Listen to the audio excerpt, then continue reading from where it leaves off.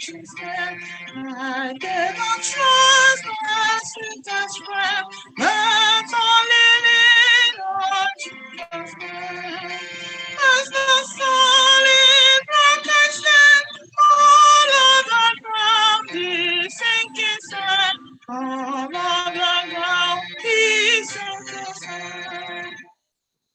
When darkness does his lovely flame, I rest on his unchanging grace. In every high and stormy gale, my uncle comes leading them down. On Christ the solid rock I stand, all on the ground is sinking sand. All on the ground is sinking sand. Peace of his covenant is law, supports me in the roaming zone. When all around my soul gives way, he that is all my common stand. Christ the solid rock I stand, all on the ground he sinking sand. All on the ground he sinking sand. When he shall come with trumpet sound, oh, may I then be found, dressed in his righteousness alone, faultless to stand before the throne. On Christ the solid rock I stand, all on the ground is sinking sand, all on the ground is sinking sand. On Christ the solid rock I stand, all on the ground is sinking sand. All on the ground is sinking sand. Amen. Amen. Let us pray. Is anyone a chiani on your high Chinkanadin to Romanlepi, Yonism, on a little one, no coast, and the Umori indicate no, you got on 21. If we sell a nigga, no, what is the Kagadan saw. And I don't see Bicon one, Ngozi and what is a good on the Mana, Jesus. Those are the Jeremy Mizua, now they get Manirugi on your one, and you are Gobla, Nima, I have been the mayor. Because I had a cover as a child, it's not like I was in Jesus. Now the poor find out to a Canada from our council, now see because Baba Brony search, Baba Brony so one. On your one, the find a proof or Ajankaya and catch a Manirugi. We can have a dig on the top of Chicatabihagi, no, Niman Duani, each robot of Daggett. On the one at Chiani, or the day, no line that each teacher, no watching Kata, and they are Civico. Dicky may not put you Uzi based on one, and they are people go talk on your money, not to have Akame Wahana Jesus. On your one, Munani, no, the day on Gandhi may, but on your one is a nearly or Civic on your one.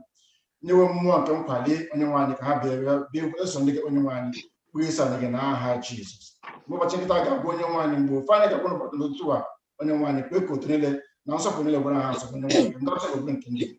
And I don't know how to the one Kurani. Amen. Amen. Amen. Amen. Good morning and happy Sabbath, saints of the Most High God. Happy day. Good morning. Happy Sabbath. Hi, neighbor. Good morning. Honestly and truly, I thought about today and all the things that have been happening this week, and I said, what will I say to welcome my brothers and sisters today? And I went and looked at the book of Lamentations 3:22 and 23, and it says, because of the Lord's great love, we are not consumed, for his compassions never fail. They are new every morning. Great is your faithfulness. Amen. Amen. It is only because of his love that me and you are here today. worshiping on his day, on the Lord's day. A lot of things happened this past week, especially to women. So I am so grateful that we are alive and well in his presence today. So whether you are worshiping today from YouTube, Facebook, or the Zoom, I pray that the Lord God Almighty, who is all and all in our lives, for him to bless you abundantly, to protect your going out and coming in, and that as you worship today, that he will meet you at the very point of your needs in Jesus' name. Amen. Amen. Anytime I see another Sabbath day like this, I say thank you, my Lord. Anytime I see another Sabbath day like this, I say thank you, my Lord. Thank you, my Lord. Anytime I see another Sabbath day like this, I say thank you, my Lord. Thank you, my Lord. Anytime I see another Sabbath day like this, I say thank you, my Lord. Amen. Yeah, Sister Chidema.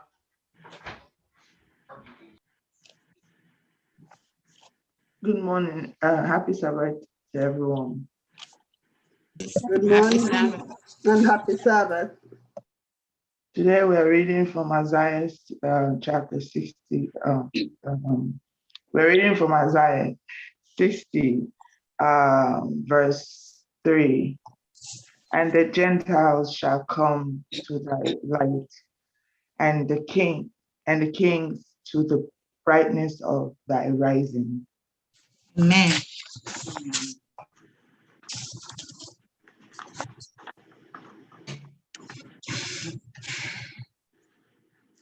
Lesson introduction. Just like my sister has read, this is lesson 12, which means the quarter is almost gone. And we are getting to the end of this quarter. Our lesson today is titled Desire of Nations. This lesson, whenever people introduce a lesson, they say this is a very beautiful and interesting lesson. But today, what I'm going to say is that this lesson, lesson number 12, is a very critical and important lesson for me and you. This lesson is telling us about what sin can do. If you go to, this lesson is embedded in Isaiah 59, 60, and 61. That's where the core of this lesson is embedded. And it is telling us that it is only through the grace of our Lord Jesus Christ that we can receive salvation. And it is also telling us that sin is a major part of our problem. The hand of the Lord is not shut, nor his ears closed, that he cannot hear us or rescue us. So as you listen to the moderator today, she's a seasoned teacher for profession. So she is going to tear this lesson apart. So your duty is to contribute, to listen, and to learn how sin can be a destroyer. God is available. He is available 24/7, but it is the sin that has kept us away from him. And you will have to pay attention to know what the desires of the nations is today, which is the caption of our lesson. So I pray that the good Lord will lead us through and give us his grace to study this lesson the way he wants us to study it, in Jesus' name. Amen.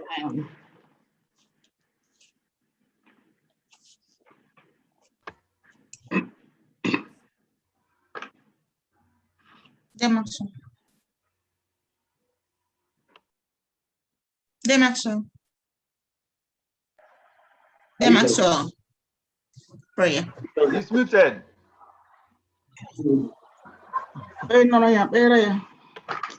He's there. Let us pray. Our most gracious Father in heaven, we thank you this morning once again for bringing us together to study your word. Dear Lord, come and reveal to us what the desires of the nation is. Father, open our eyes, open our mind, open our hearts. Open our ears to hear, to understand, and to grasp what you have prepared for this morning in this lesson. Dear Lord, speak through the teacher. Who is going to moderate this class? May he not speak or she not speak through his own knowledge, but through your own knowledge. As we study Matthew everlasting God, send down the Holy Spirit to guide and let us understand all that you have prepared for this morning. May this be our experience today and even forevermore in Jesus' name. Amen. Amen. Amen. Amen.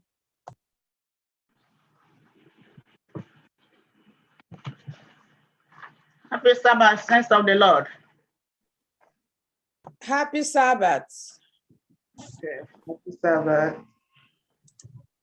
I thank the sister who has introduced the lesson. She has taught the lesson in brief. She has summarized the lesson. And what she said is what the lesson is about. And actually, we are coming to the end of the quarter. You have not been keeping pace for us. This is the 12th lesson.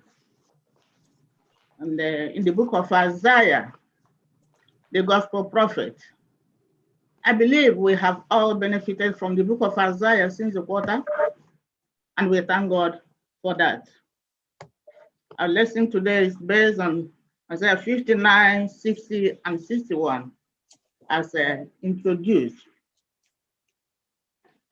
And today's lesson is titled Desire of Nations.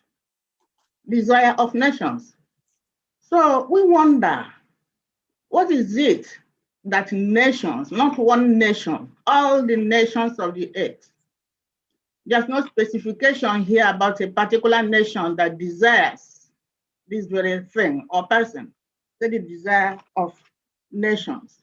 That would be a wonderful thing. So if I may ask, what is it that the nations desire?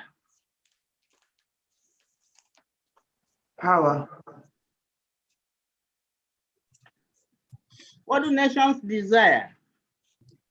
The love of God, the A love savior. of Christ. They desire a savior.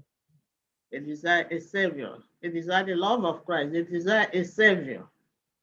Okay. That's exactly what it is. They desire a savior. Why do they desire a savior? There is too much sin and tribulation and pain and suffering. They need somebody to bring these things to an end and to bring peace. Okay. Let's see as the lesson unfolds some of these elements, why the world desire somebody.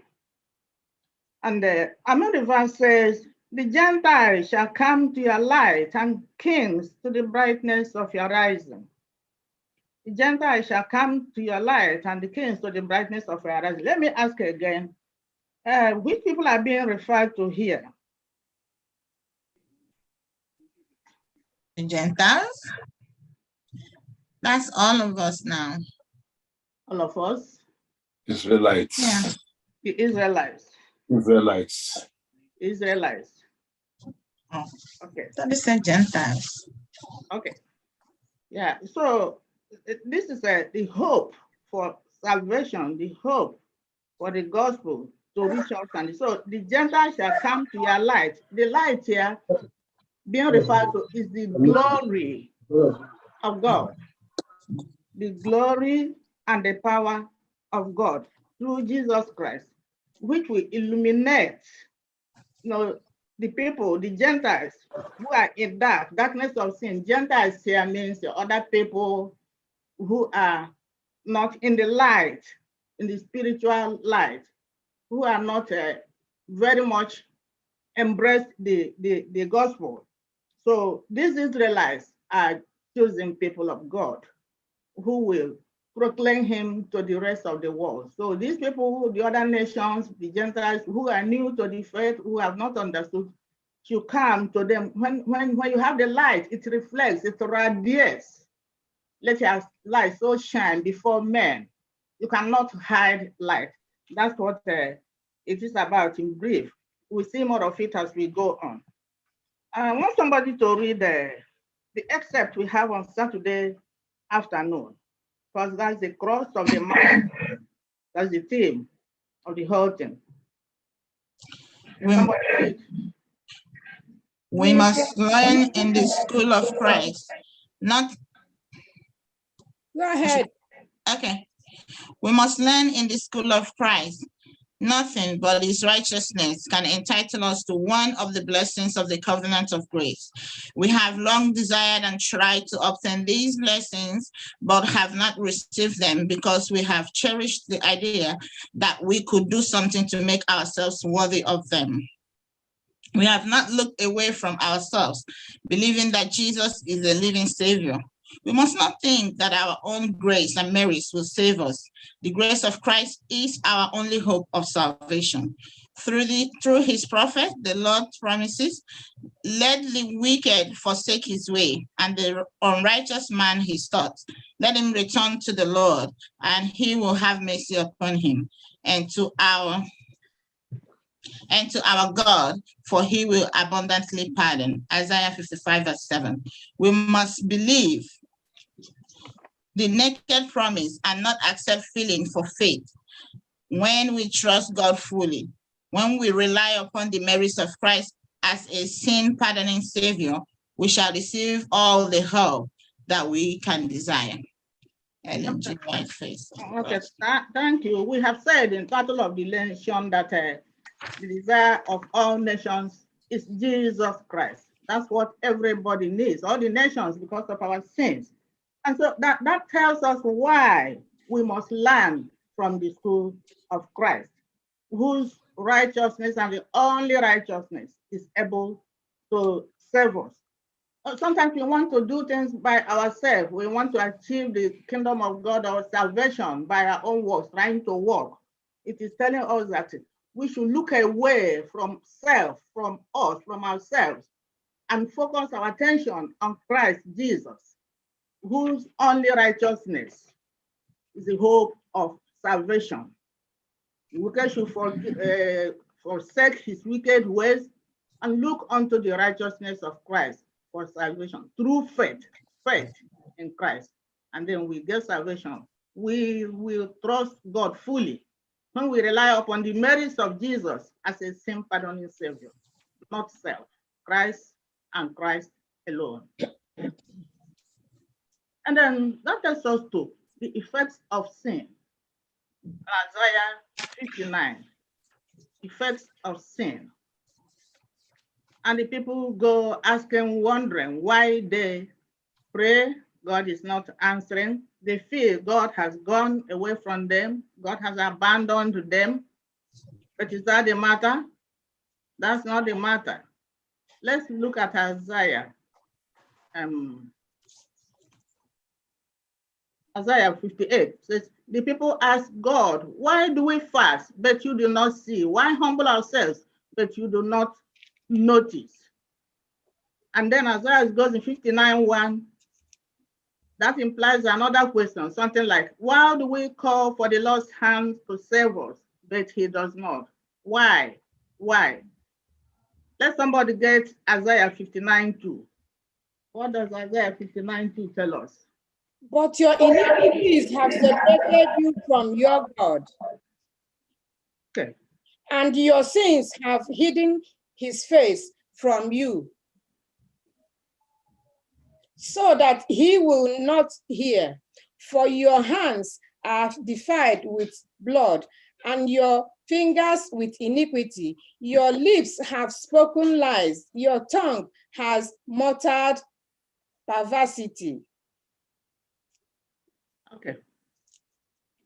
So now that tells us that God chooses to ignore his people, not because that he desires, but because your iniquities have been barriers between you and your God.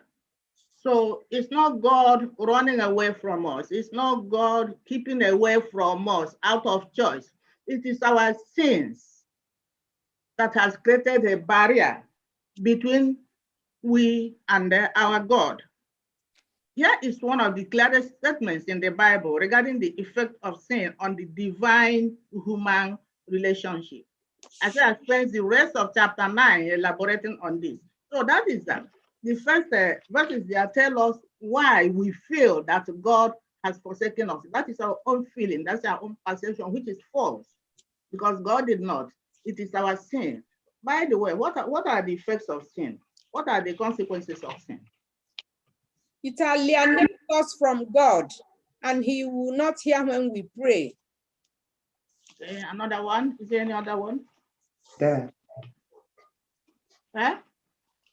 If your sin is death. Yeah, sin leads to death. Sin leads to death. Sin separates us from God. Sin separates us from fellow human beings. And sometimes in the physical realm, if you are associating with somebody who is so badly behaved, and everybody notices that it's not a person to be associated with, they say, this is the type of person you are moving with. Isn't it true? Yes. You don't want to associate with such a person. People, when they see you, they want to dissociate themselves from you because you are associating with a questionable character. And as our sister says, sin brings death. The wages of sin is death. Let's look at some of these things here. Go to Genesis 3:8. Sin can destroy a relationship with the Lord, thus lead us to eternal ruin, not because sin drives God away from us, but that it drives us away from God. Yes, somebody, Genesis 3:8.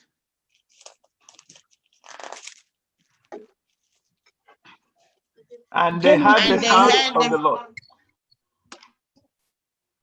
And they had the sound of the Lord God walking in the garden in the cool of the day. And Adam and his wife hid themselves from the presence of the Lord God among the trees of the garden. Okay, this is a very good example of the first sinners and what happened. You see, they heard the voice of God, and what did they do? They hid themselves. They hid themselves. And God said, continue to 8 and 9 and 10.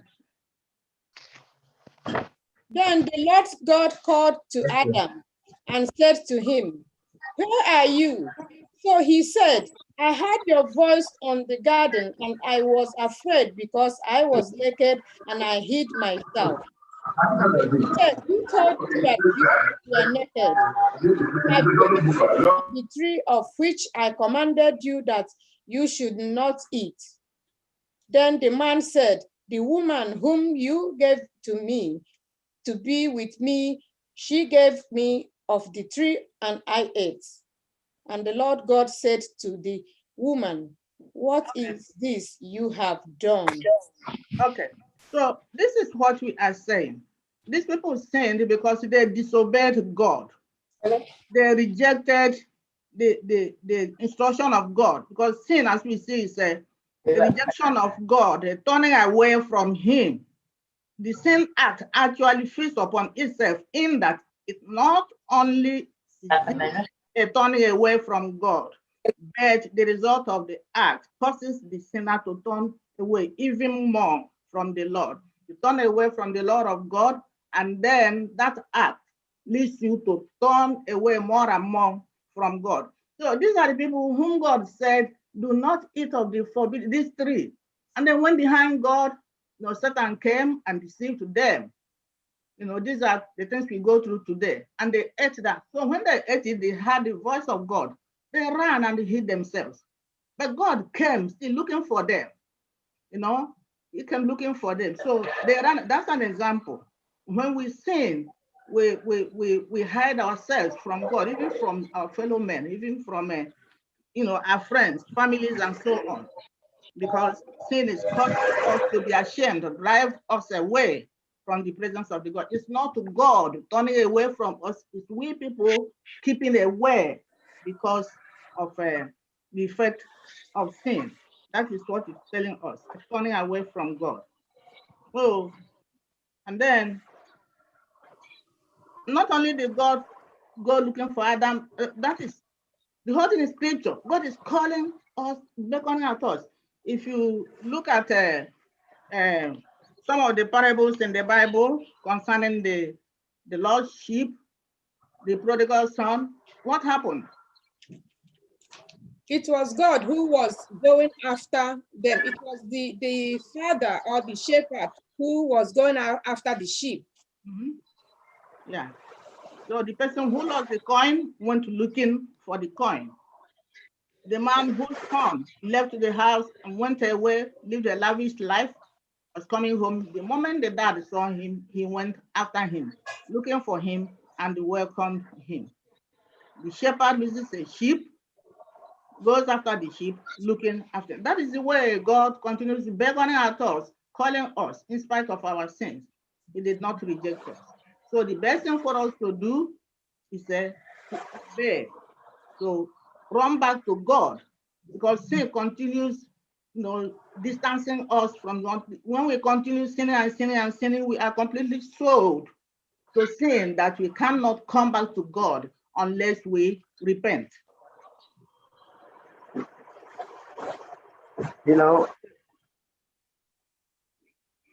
Somebody said, can I say something?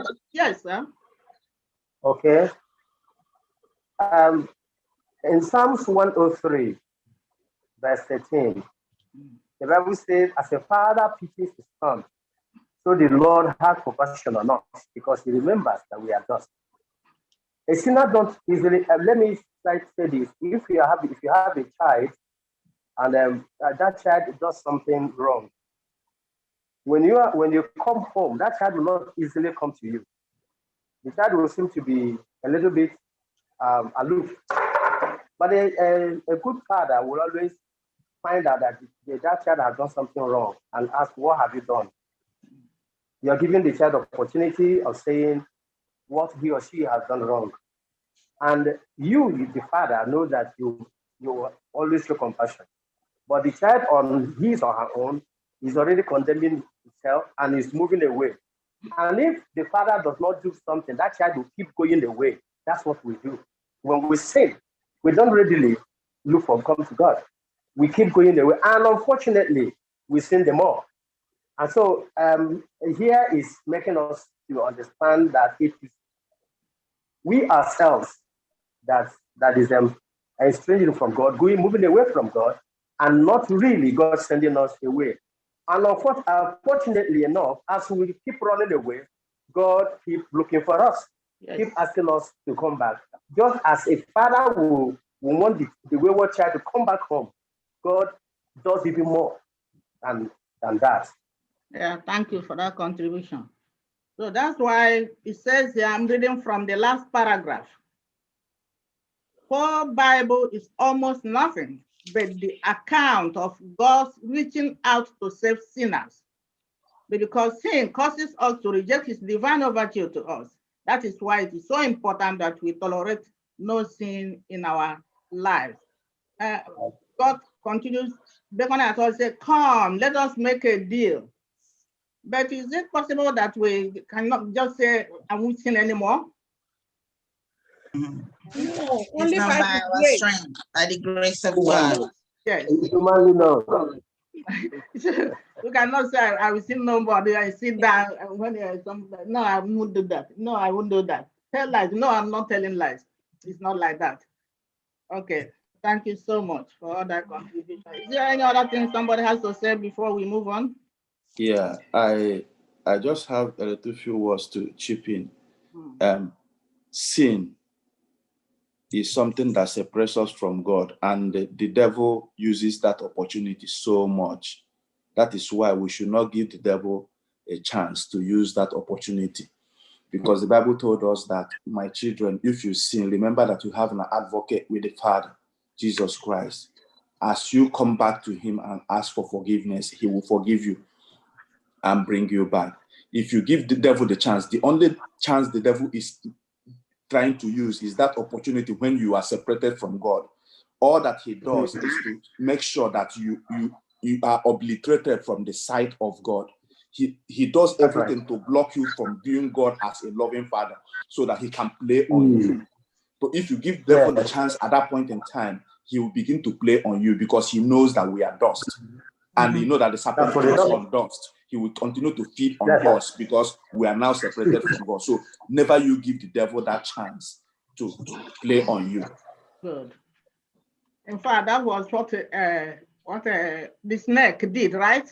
Yeah. That's what the snake did to Adam and the Eve. Oh, the God said, oh, you see, God is cheating you, you know, baby. So until they succumbed, the wife succumbed to his wife. Okay.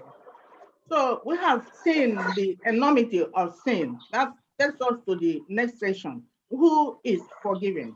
Who is forgiven? So now, from what we studied in the first section, the sin is so enormous. The transgression is so huge. It's a huge system.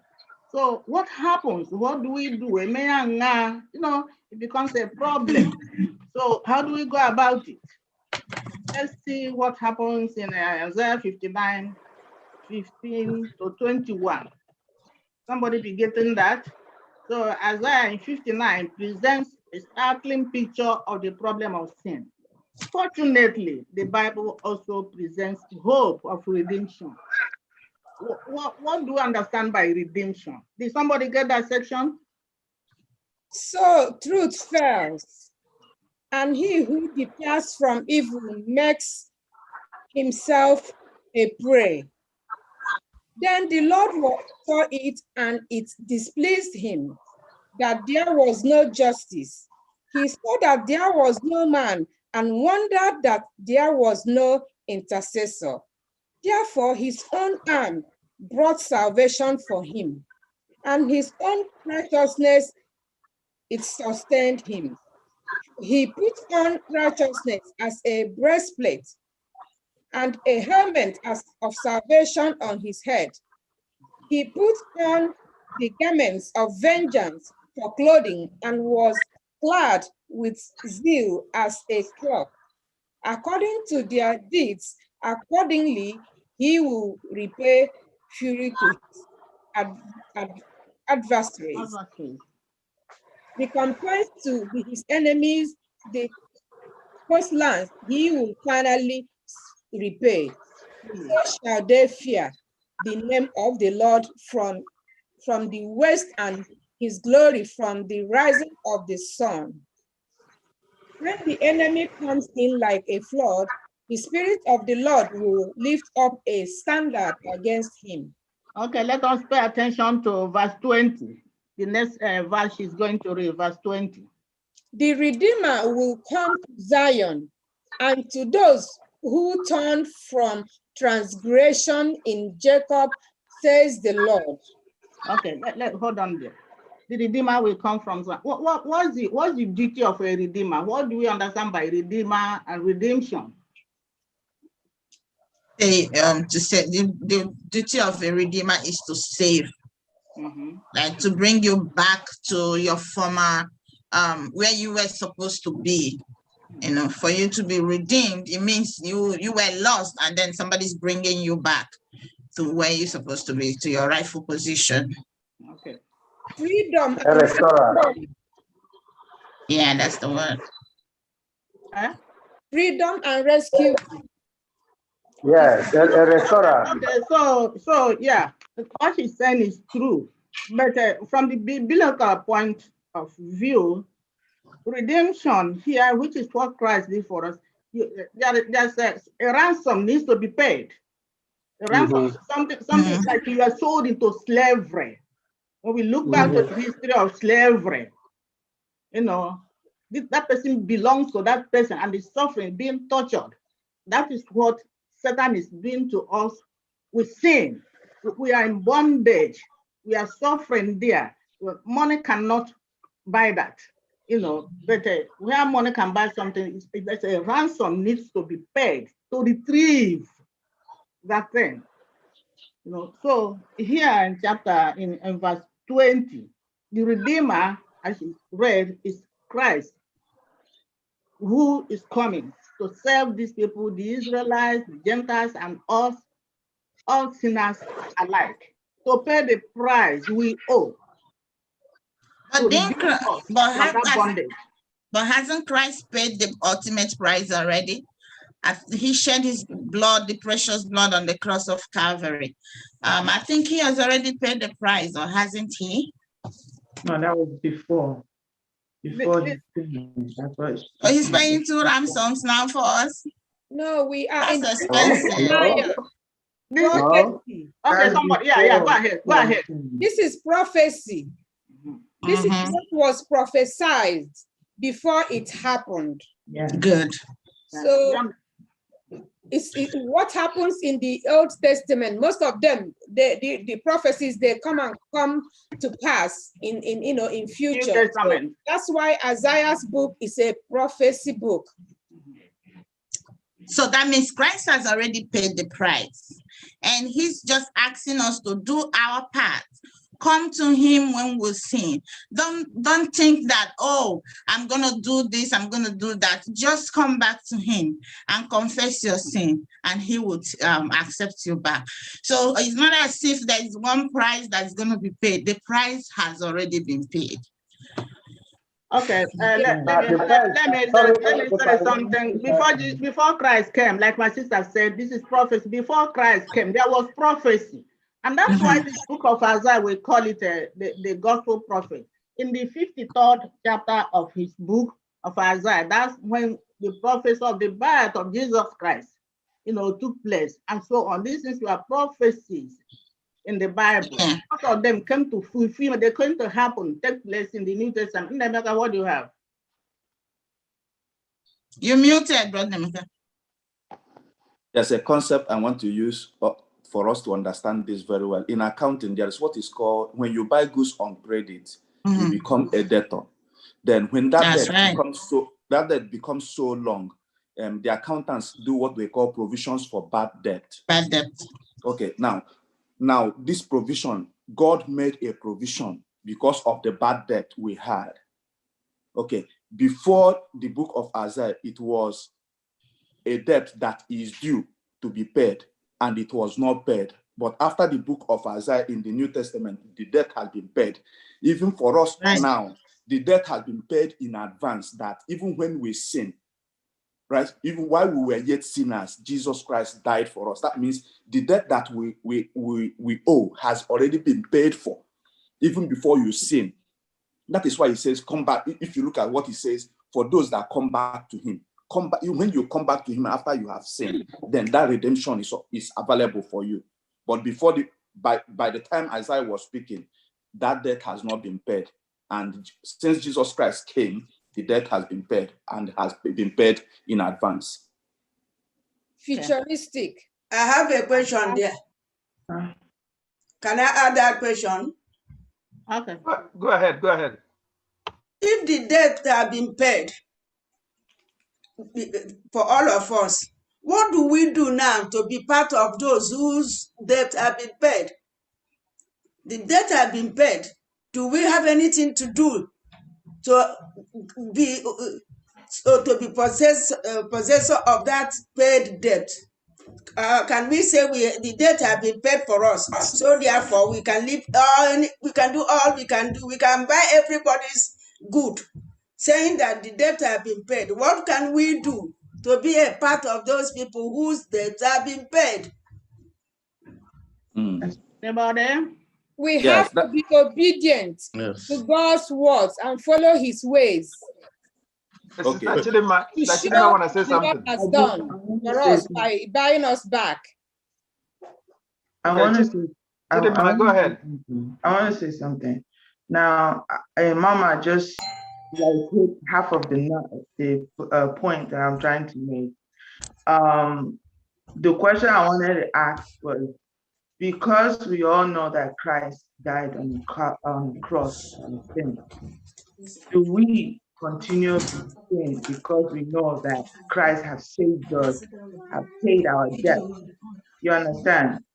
I see a lot of people that they know that they were saved by Christ, but yet they continue to sin.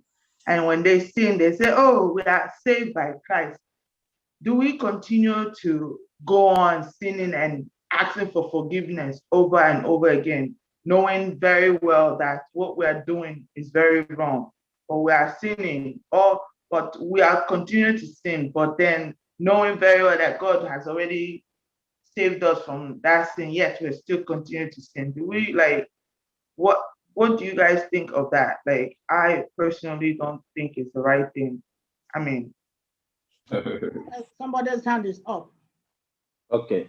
The first question that was asked says, what can we do? Is there anything that we're supposed to do now that we know that the debt has been paid? One thing, the Bible answered it. It said, whosoever believes in him should not perish. There are people that when I give you a check to go and draw money in the bank, if you have not presented that check, you are not going to claim that money. So the same way, God has given us salvation. He has forgiven us, but you need to accept that forgiveness that he has given unto you. That is why he says, whosoever believes, because that pardon has been then. Coming to what Chidema is saying, we will not continue in sin because that grace abound. One, forgiveness in the very first place is complete when you totally repent from what you have done and you say you are not doing it again. It's not as if that when I go today, I go and steal, I come back, I say, God, forgive me. Tomorrow I go back again.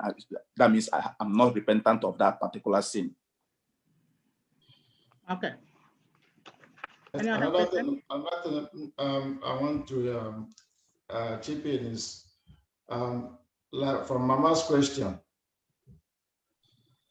If your debt has been forgiven, why go into more debt? Because your sin has been forgiven. Your debt has been, have been paid off. So if your debt has been paid off, don't go and incur more debt. Stay on your own. Try and let that debt go. Don't incur more. That is where the Satan is getting us. Don't incur more debt. Don't sin no more. Thank you. And another thing I want to say is, since we have been forgiven, the part of the question that we're still answering is that, what do you do since you have been forgiven? That's what Mama said.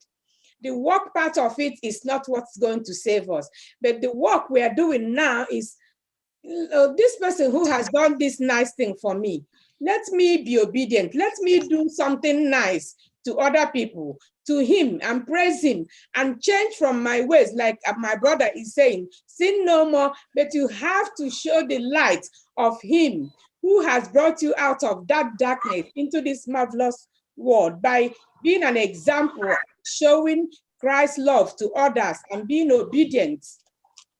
That's our part to play. Not that that work is going to save us, but it is an appreciation of what he has done by saving us. Yeah, thank you. I just wanna add something to what you guys are saying.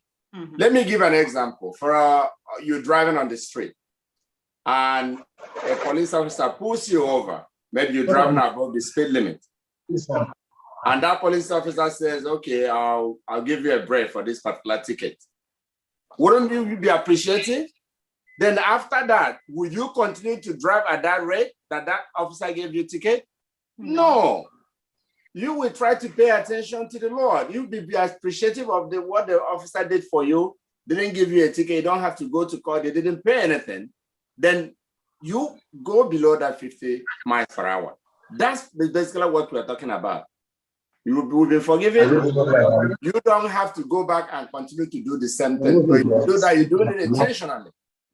So we should pay attention that we should not go back to do that same thing, but we ask the Lord, the Holy Spirit, to be in us, because it's not something we can do on our own.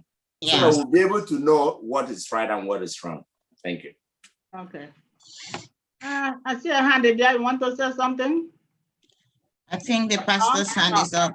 Yeah, Pastor Alozie. He's muted. Pastor Alozie, unmute yourself. You are muted, Pastor. Okay. Okay. I want to add here that that John says that he who said he is without sin makes God a liar. You may have given your life to Christ. You are born again, and then somewhere along the line you falter. Sin is sin. If we say, because I have given my life to Christ, I will no longer sin, I am no longer a sinner, I think we'll be deceiving ourselves. Yes. In as much as you are a human being and you are alive, you will sin. But then the Bible said, if you know, it's not going to be deliberate sin, for he that is born of God does not sin, which means it is not a preconceived sin. But possibly the person made a mistake. Permit me to use that word, a mistake. Now, the mistake might be you have done something, there's something that you used to do that you have left behind. Now, sometimes it's good for us to understand that there are some things, experiences that come our way to jolt us up, to make us still remember that we are dust, we're still human beings. We can falter and fail. And so when such comes, we say, oh, I have done this. I have sinned again against God. Father, please help me. That is the essence of you having that experience, because you are a human being. So I don't subscribe to the fact that somebody who says he has given his life to Christ, it will not be repeated over and over again. But somewhere, somehow along the line, you may fall and fail because you are still human. God is still working on you. That is the essence of sanctification, growth in the things of God. Thank you. Okay, thank you for the contribution. So let's finish the last section of that reading. 21 says, as for me, says the Lord, this is my covenant. That is the Redeemer he sent to Zion.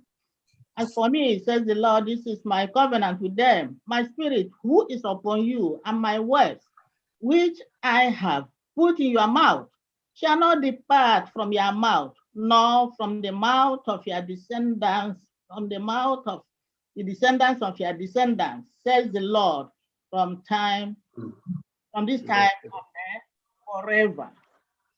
From this time and forever. So here, a Redeemer has been sent to redeem us. And then that's the fulfillment of God's promise, the covenant he made with Abraham. So now that we have been redeemed, we have been saved. So what are we supposed to do? We have to reach others. We have to let them know the good news. We have to share what has been given to us.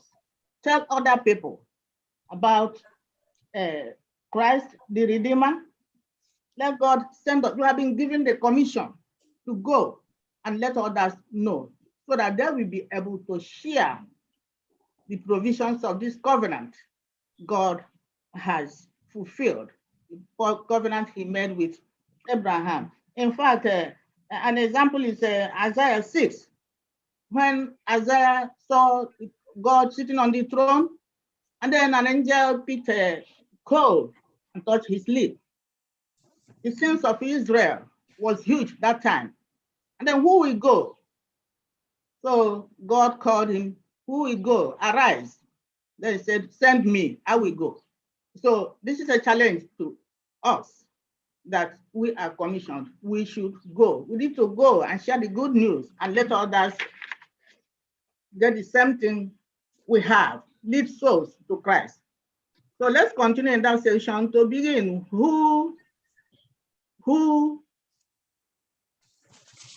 Now the question, who is forgiven? So So begin, the first question is, how many of us have sinned? The Bible is unequivocal. How many people have sinned? How many haven't sinned? All have sinned. All of us have sinned. So redemption, therefore, cannot be based on lack of sin. It must be based on forgiveness. Get Romans 3:9-20. Somebody get Romans 9:3-20. What shall we conclude then? Do we have any advantage? Not at all, for we have already made the charge that Jews and Gentiles alike are all under the power of sin. As it is written, there is no one righteous, not even one. There is no one who understands, there is no one who seeks God. All have turned away, they have altogether become worthless. There is no one who does good, not even one. Their throats are open graves, their tongues practice deceit. The poison of vipers is on their lips. Their mouths are full of cursing and bitterness. Their feet are swift to shed blood. Ruin and misery mark their ways, and the way of peace they do not know. There is no fear of God before their eyes. 19. Now we know that whatever the law says, it says to those who are under the law, so that every mouth may be silenced and the whole world held accountable to God. 20. Therefore, no one will be declared righteous in God's sight by the works of the law. Rather, through the law, we become conscious of our sin. Okay. On the 23, for all have sinned and fall short of the glory of God, being justified freely by his grace through the redemption that is in Jesus Christ, whom God saved. So everybody has sinned. That is the issue here. None of us. So we should not go and judge others, because that time the Israelites used to think that the Gentiles are sinners. The same thing applies to us now. We judge others, we see others as sinners, ourselves righteous. That is not the issue. Everybody has sinned. So the redemption applies to all of us, because all have sinned. That is the thing. Most people think that the question in the judgment is who has sinned, but that is not. I'm reading the top paragraph.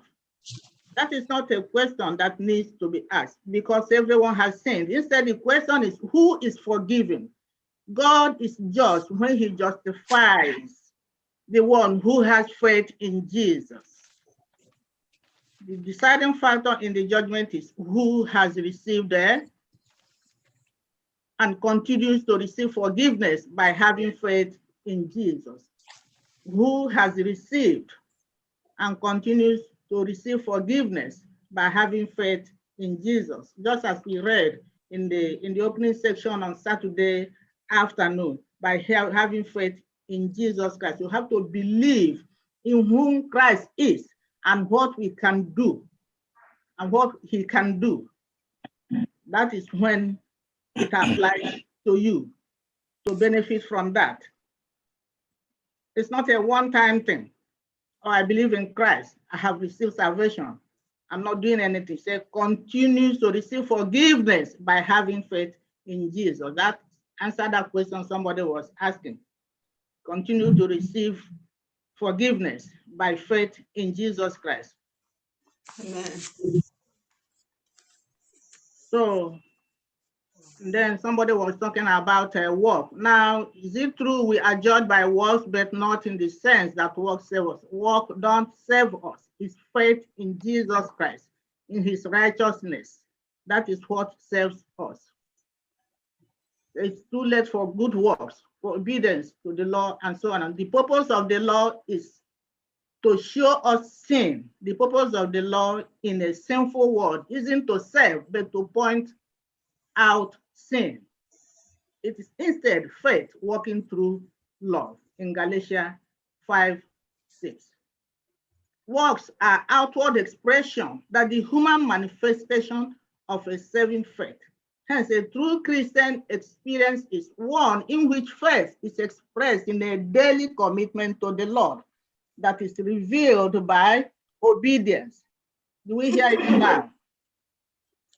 Faith is expressed in a daily commitment to the Lord that is revealed by obedience to the Lord in the judgment. God uses work as evidence for his creatures. So Christ reaches us through the Holy Spirit. He will be working in us to keep our faith afloat in Jesus Christ. I don't know if you have any contribution there, otherwise we go forward. Okay. So here you have a universal appeal. What does 61 say? Isaiah 60 verse 1. For your light has come, and the glory of the Lord is risen. Okay. What does that mean? It means that you have received the light. You have been forgiven. You have been given the permission, the light to go and prophesy, evangelize, and bring others to God. By what you do, you bring glory to the name of the Lord. Okay. That's 61 and the 2 says, arise, shine, for your light has come, and the glory of the Lord is risen upon you. So in verse 2, for behold, the darkness shall cover the earth, and the darkness the people. But the Lord will arise over you, and glory will be seen upon you. So this is a picture of God's deliverance of his people, following the exile expressed with imagery of God creating a new light out of darkness, pointing towards an ultimate fulfillment in salvation through Christ. So we are in darkness in this world. Then when we receive the gospel, when we obey, when we trust Christ, have faith in Christ, and get that new life and repent, God, light is shining upon us. When the light shines upon us, then we reflect the other people. As the Gentiles in those days. Now people who do not know God, darkness, sin, in a sinful world, let your light shine. The glory and the power of God shows the light on you, which you will radiate to other people and reflect, reach them with that your light. That is what it is talking about. To whose light do nations and the kings come? What we have in the memory verse. So the nation of Israel, Zion, are the people here who are to represent God. He chose them to represent his character, to tell the other people of the world who he is. But most of the times they didn't. But he brought them back, chastised them, and they forgave them. So now it is me and you who will go and reach other people with the light God has given us, the light that is shining on us. The present and the spiritual Israel. So in the last line of the first stanza, the first paragraph says, Zion is summoned to enter into the light that is hers, and then to observe and react to the nations. Zion is summoned to enter the light that is hers, then to observe and react to other nations. So here it is Zion, Israel, Jerusalem. That is that. Then when you go over, it says the rest of Isaiah develops the theme introduced in verse 1. The people of the world are drawn to Jerusalem, which is blessed because of God's glorious presence there. God has a universal purpose when he chose Abraham and his descendants. Through Abraham, all families of the earth will be blessed. We have seen that. Then the last stanza of that section of Tuesday says, Isaiah sought to bring his people back to their ancient universal destiny. As the representatives of the true God, they were responsible not only for themselves, but for the world. They should welcome foreigners who seek God, for his temple shall be called a house of prayer for all peoples.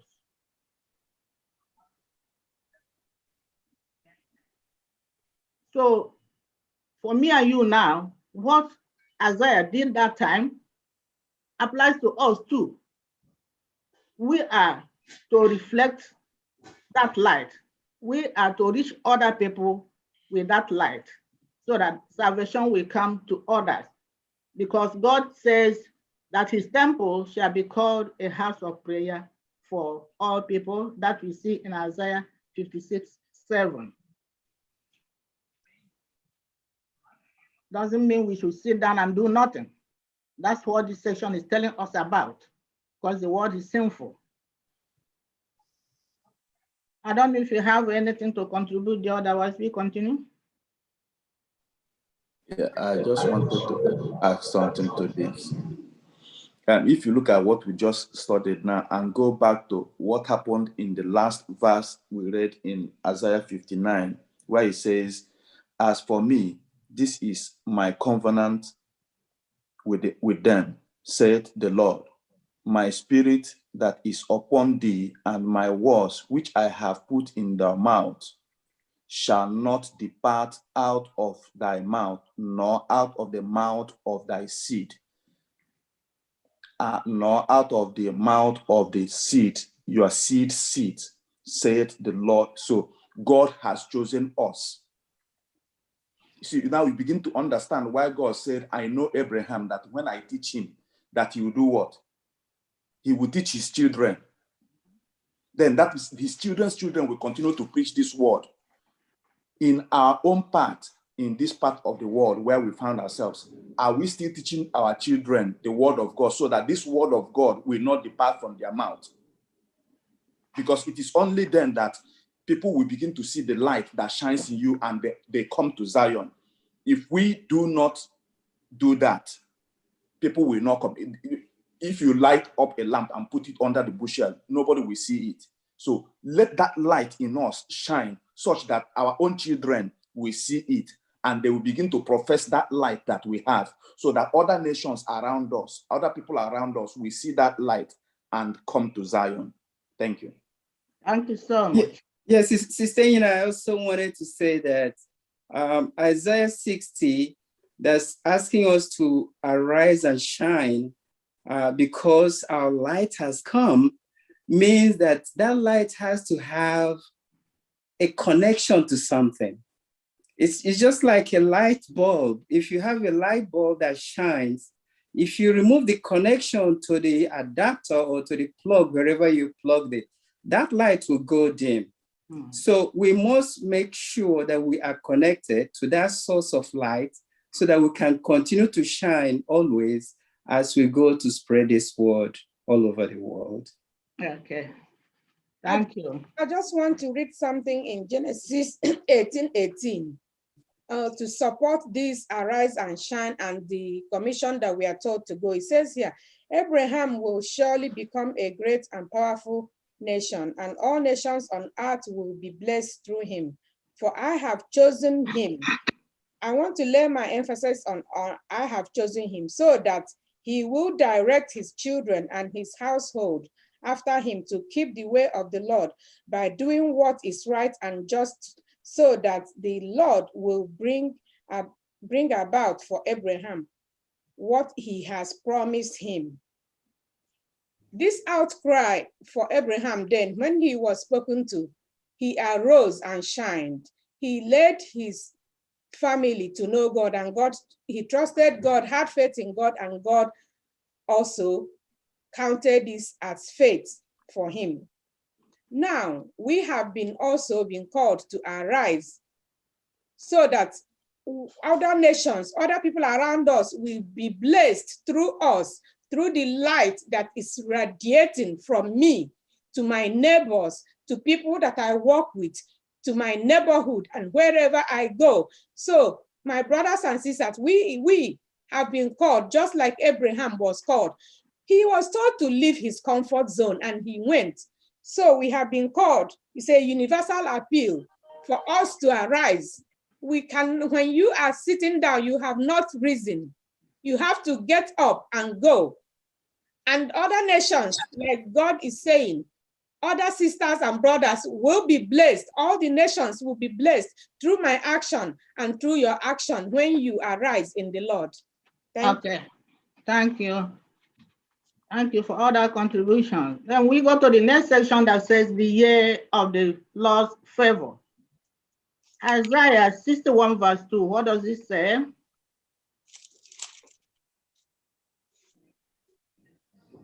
The Spirit proclaim. Okay. Yeah, verse 1 and 2. The Spirit of the Lord God is upon me, because the Lord has anointed me to preach good tidings to the poor.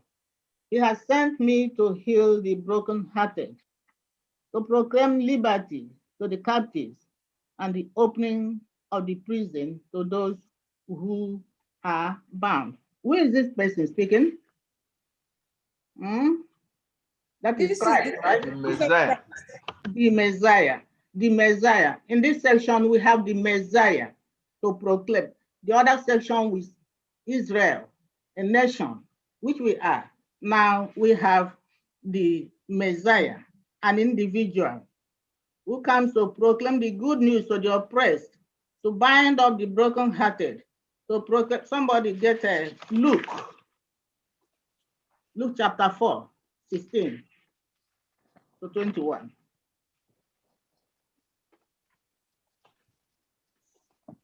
He went to Nazareth, where he has been brought up, and on the Sabbath day, he went into the synagogue as was his custom. He stood up to read, and the scroll of the prophet Isaiah was handed to him. Unrolling it, he found the place where it is written, "The Spirit of the Lord is on me, because he has anointed me to proclaim good news to the poor. He has sent me to proclaim freedom for the prisoners and recovery of sight for the blind, to set the oppressed free, to proclaim the year of the Lord's favor." Continue. Okay. Yeah, so that is that. He rose up and read from that section that the Spirit of God is upon him to do all these things. Good news to the oppressed, and so on and so forth. The year of the Lord's favor. Here we come across a jubilee. What are the things that are done on that day? Freedom, freedom from bondage. And in those days, if you have given somebody a land, it is that year that even if the person cannot afford to get back that land, just like at home, at that particular year, it is necessary for you to give back that land to the owner, even if he can afford to get it from you or not. And slaves are freed from their bondage too. Okay. So jubilee, freedom, lands that were, given away, you cannot afford it. This takes place every 50th year, 59 years, and then the 50th year is a jubilee. Slaves are set free, debts are forgiven, lands are given back.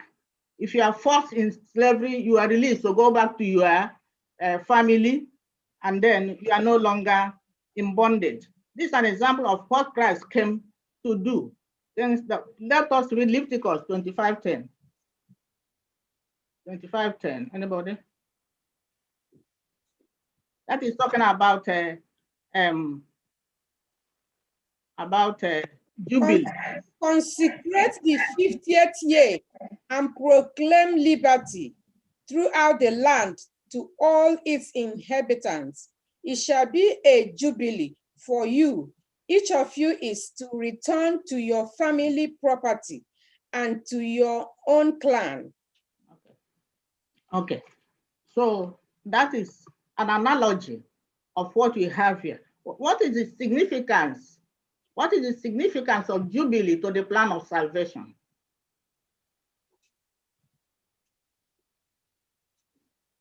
Okay. So, I think it's redemption. Since debts are forgiven and all that, then in plan of salvation, debt is forgiven. Debts are forgiven. The most significant debt that was forgiven, our sin was forgiven by that ransom Christ paid on the cross. Debt for debt, debt for our debt. He died for our sin. So our debt was written off. That is the analogy we have here.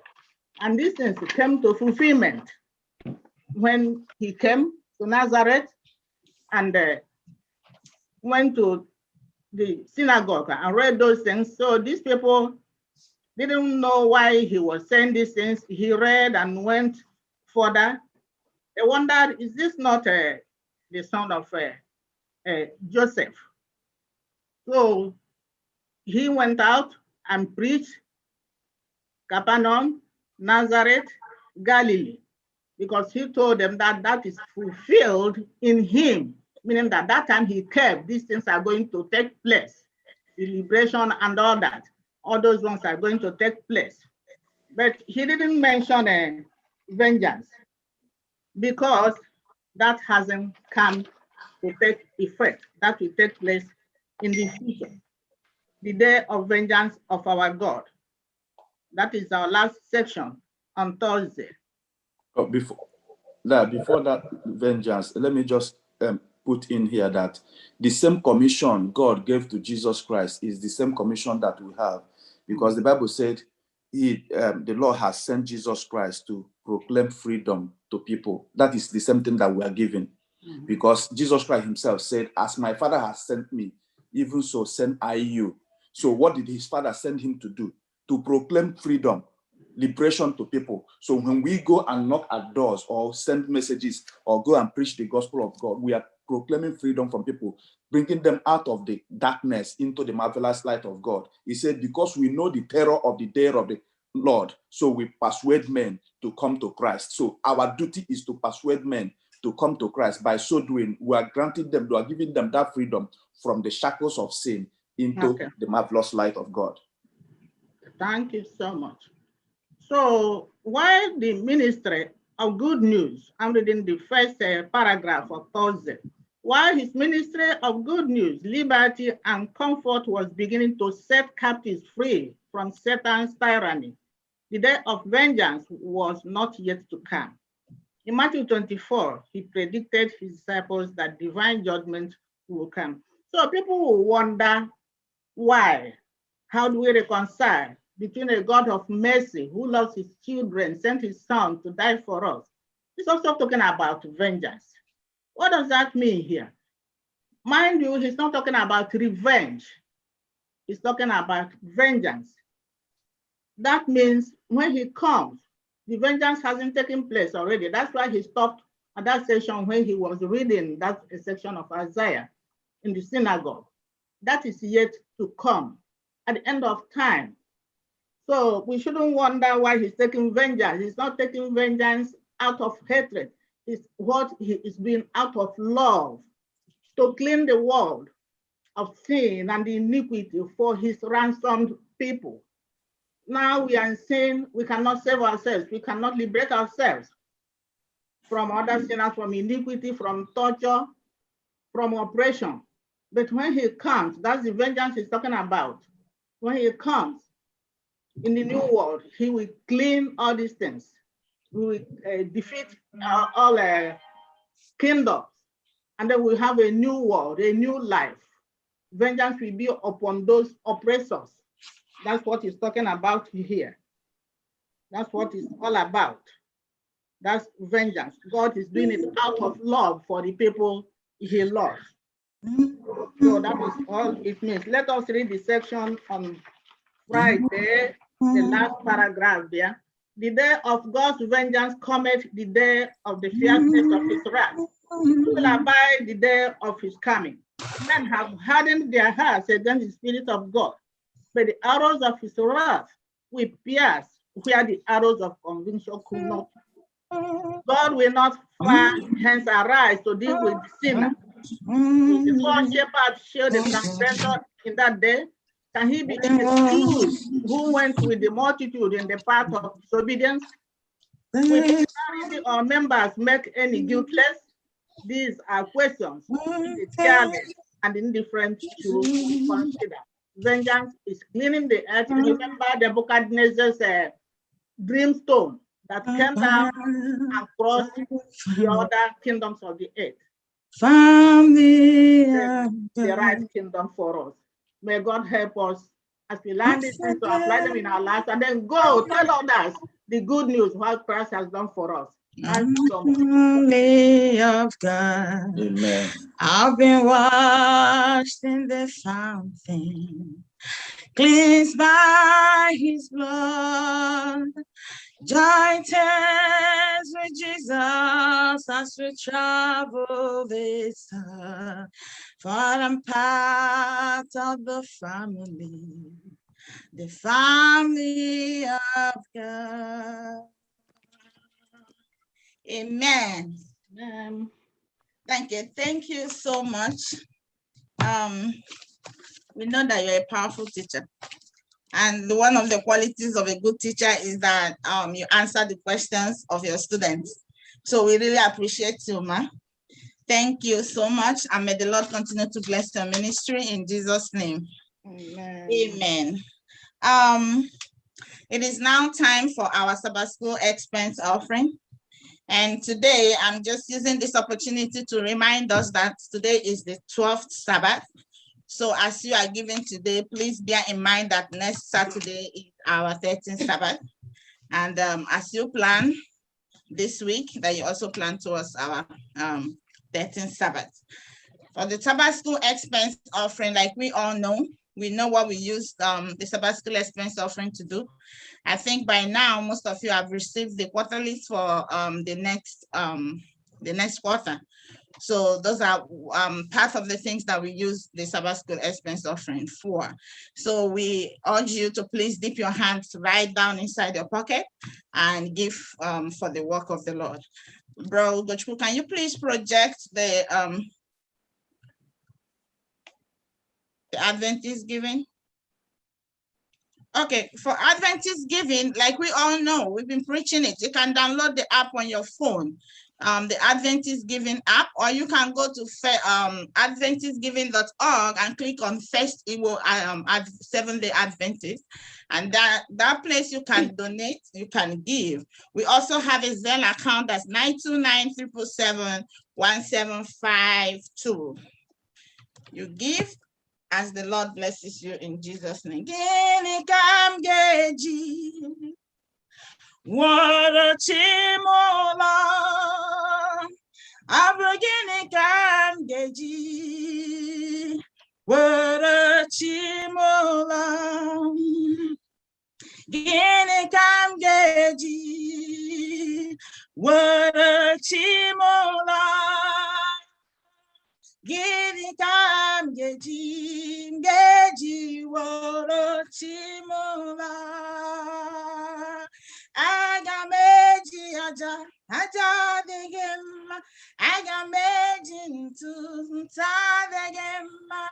Agameji bam bam na tanchara ewo.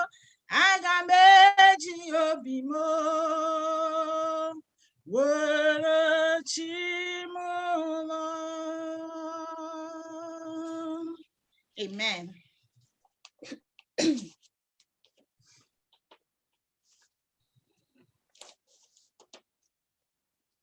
Go ahead, Izzy. Amen. For the lesson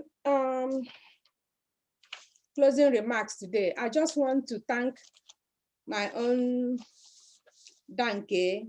You have done a wonderful job. The Lord has led you through it, and we've studied this lesson. It was such an interactive lesson, and I give God the glory for what he's doing on this FirstIgbo Zoom. I praise him for his faithfulness to us. This lesson, Desire of Nations, is a very important lesson, very beautiful. It says that this desire of nations, by now, we must have known what the answer is, which means that the nations, including all of us, we desire a savior. We need a what? A savior. And also, this lesson is making it clear to us that what separates us from the love of God is our sin. God is always there. But it is us who have sinned, from the examples given when Adam and Eve were hiding. Please, my sisters and brothers, do not hide anymore. When you sin, we have an advocate. That's what the lesson is saying. Come out from hiding, because it is the sin that is separating you from God. What you do is, instead of hiding, you go on your knees and ask God to forgive you, because he's also asking, who is forgiven? It is only the precious blood of Christ that is giving us the forgiveness of sins that we need. It is not our work. This lesson is pointing out also that only what this work we're doing is we showing that God has done something for us, and we need to do something too. We are not saved by works, we are also saved by his grace and by the blood of Christ, which he shed on Calvary. And the question is also asked, who has sinned? Everyone it was made clear today to us through these lessons too, that you have sinned and I have sinned, and that we have come short of the glory of God, and that the wages of sin is death. So we have been commissioned. There is an appeal for us to go, arise and shine, and show the love of Christ. Since he has brought us out of darkness into his marvelous light, we should share that light. We should not put that light on in our closet or under our table. We should go and shine, because the day is coming when the Lord will come with vengeance, and every sin and even unnecessary words that we uttered will be brought to judgment. So what I pray today for me and you is that as we listen to these lessons, that we will not just listen for listening's sake, that we will go and put it in our hearts, so that the Lord will help us to be able to arise and shine for him, so that other people around us will see that we are really children of God, that we are not just mere Christians. And at the end of it all, may we all be accepted into his kingdom. Thank you for listening, and remain blessed in Jesus' name. Amen. Amen. We will now bring the Sabbath school to a close by singing from SDA 520. SDA 520.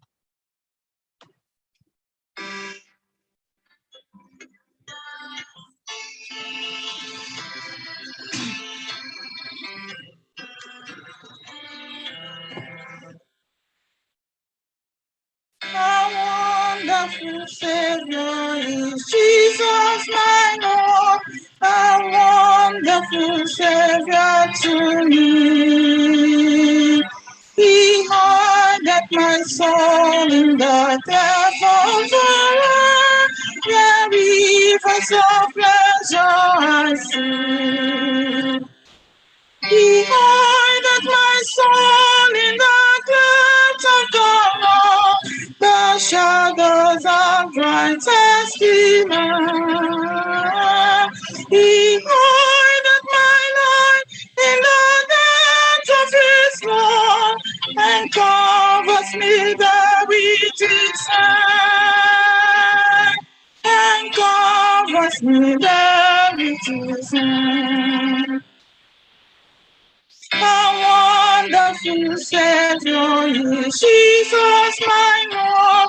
He taketh my burdens away. He holdeth me up, and I shall not be moved. He giveth me strength as my day. He hideth my soul in the depths of the shadows of brightest evening. He hideth my life in the depths of his love, and covers me there with his hand, and covers me there with his hand. With numberless blessings, each moment he comes, and filled with his fullness divine.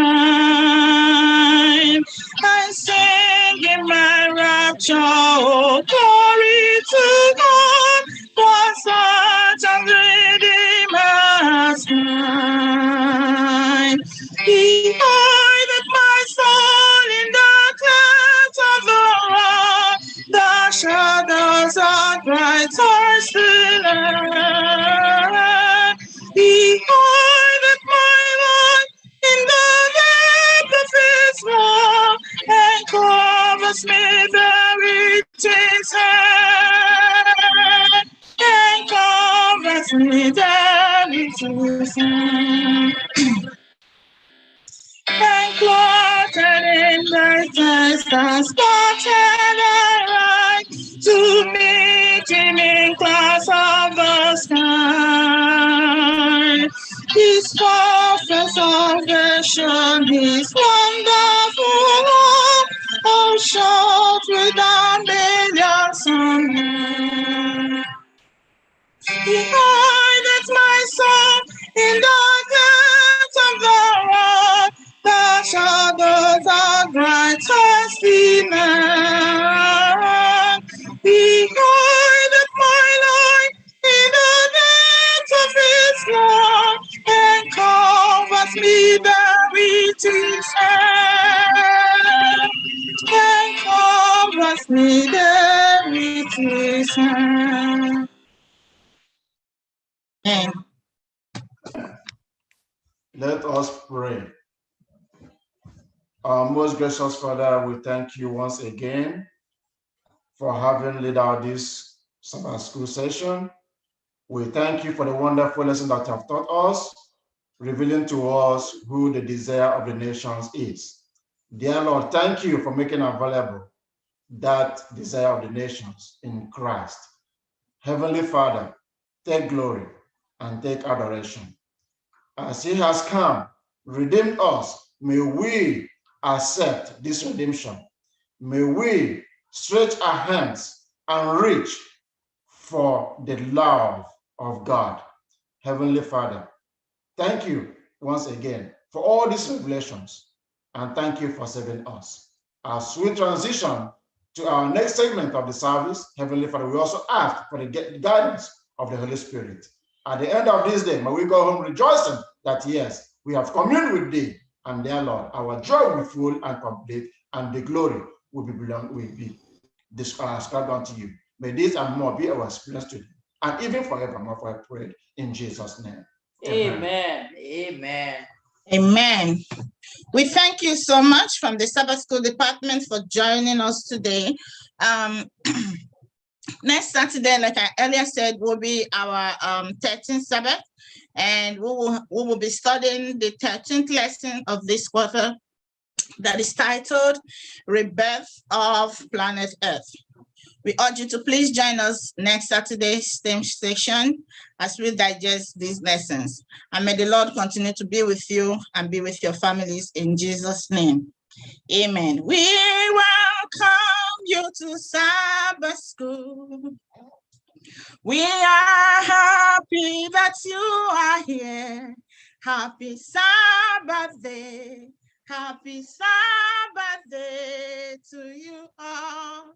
Till we meet again.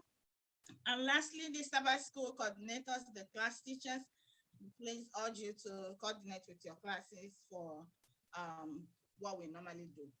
And you know very well that we'll be presenting our cups to the winning classes next Saturday. Please do as you normally do, and the Lord will continue to bless and multiply your resources in Jesus' name. Amen. Your value went down.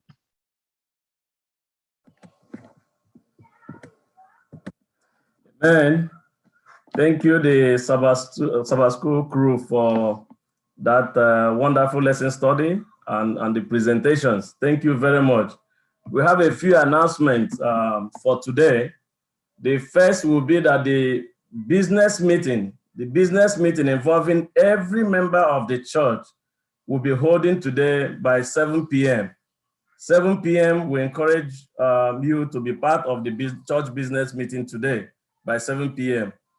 And then the women's ministries meeting, which was earlier scheduled to hold tomorrow, has been rescheduled. Now it's going to hold on April 18th. April 18th, please remember for the women's ministries meeting. And as you know, the Lord has blessed us greatly in FirstIgbo family. And today we have our princess joining us in the church through dedication. We have the family of the Umades that will be dedicating their daughter today. Omasrichi Nadia Umade will be coming to the church today. That the daughter will be blessed in the church. And I pray that we'll continue to pray for this family and also pray for the young child that will be joining us. And those who are interested in baptism, if you are interested in baptism, you are asked to speak with Eda Nnamdi Oriak. If you are interested in baptism, meet with Eda Nnamdi Oriak. And let us not also forget our bereaved families, especially the family of Eda Okwonu Wokocha. We remember them in prayer, that the Lord will continue to comfort this family. The pain has been there, but we'll keep lifting them to the throne of grace. I think these are the announcements that we have today. We pray that the Lord will continue to bless us and bless our worship. If there's any other announcement, I think before the church runs off, we'll bring those announcements to you. May the Lord bless everyone in Jesus' mighty name. Amen. Amen, amen, amen. Happy Sabbath, church. Happy Sabbath, happy Sabbath. Can I hear it back? Can I hear it back? I want to hear it back. Happy Sabbath, happy Sabbath, happy Sabbath, happy Sabbath. Happy Sabbath. Happy Sabbath. Happy Sabbath, guys. Happy Sabbath. So, first and foremost, I just want to voice my appreciation to the whole entire FirstIgbo family, and also the moderators, of course, because here in FirstIgbo, you guys actually give everybody a safe haven, especially during these tough times. You know, every time it's time for church, my mother is so happy. You know, she's just rushing and everything stops once, you know, church is in session. So, you know, I just definitely want to voice my appreciation for that. Also, I just want to give a huge shout out to the dedication that's going on today. That is a blessing. I also want to give a huge shout out to Uoma Nwogugu, right? That's amazing. I'm very happy for him. He's getting married very soon. So I want to give a shout out to him. And yeah, I'm just extremely ecstatic to be here, and I'm ready for the church to open back up, you know. So I wanted to use that time to say this. And I want to definitely welcome everybody, old and new. And yes, we welcome you to our church. So we welcome you as we go into our divine service.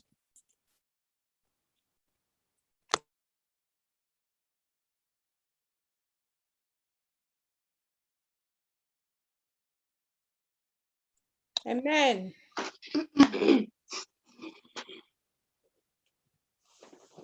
Good morning, everyone. Happy Sabbath. Okay. Good morning. Happy Sabbath. Morning. Happy Sabbath. Seek ye first the kingdom of God. Seek ye first the kingdom of God and his righteousness, and all these things shall be added unto you. Hallelujah.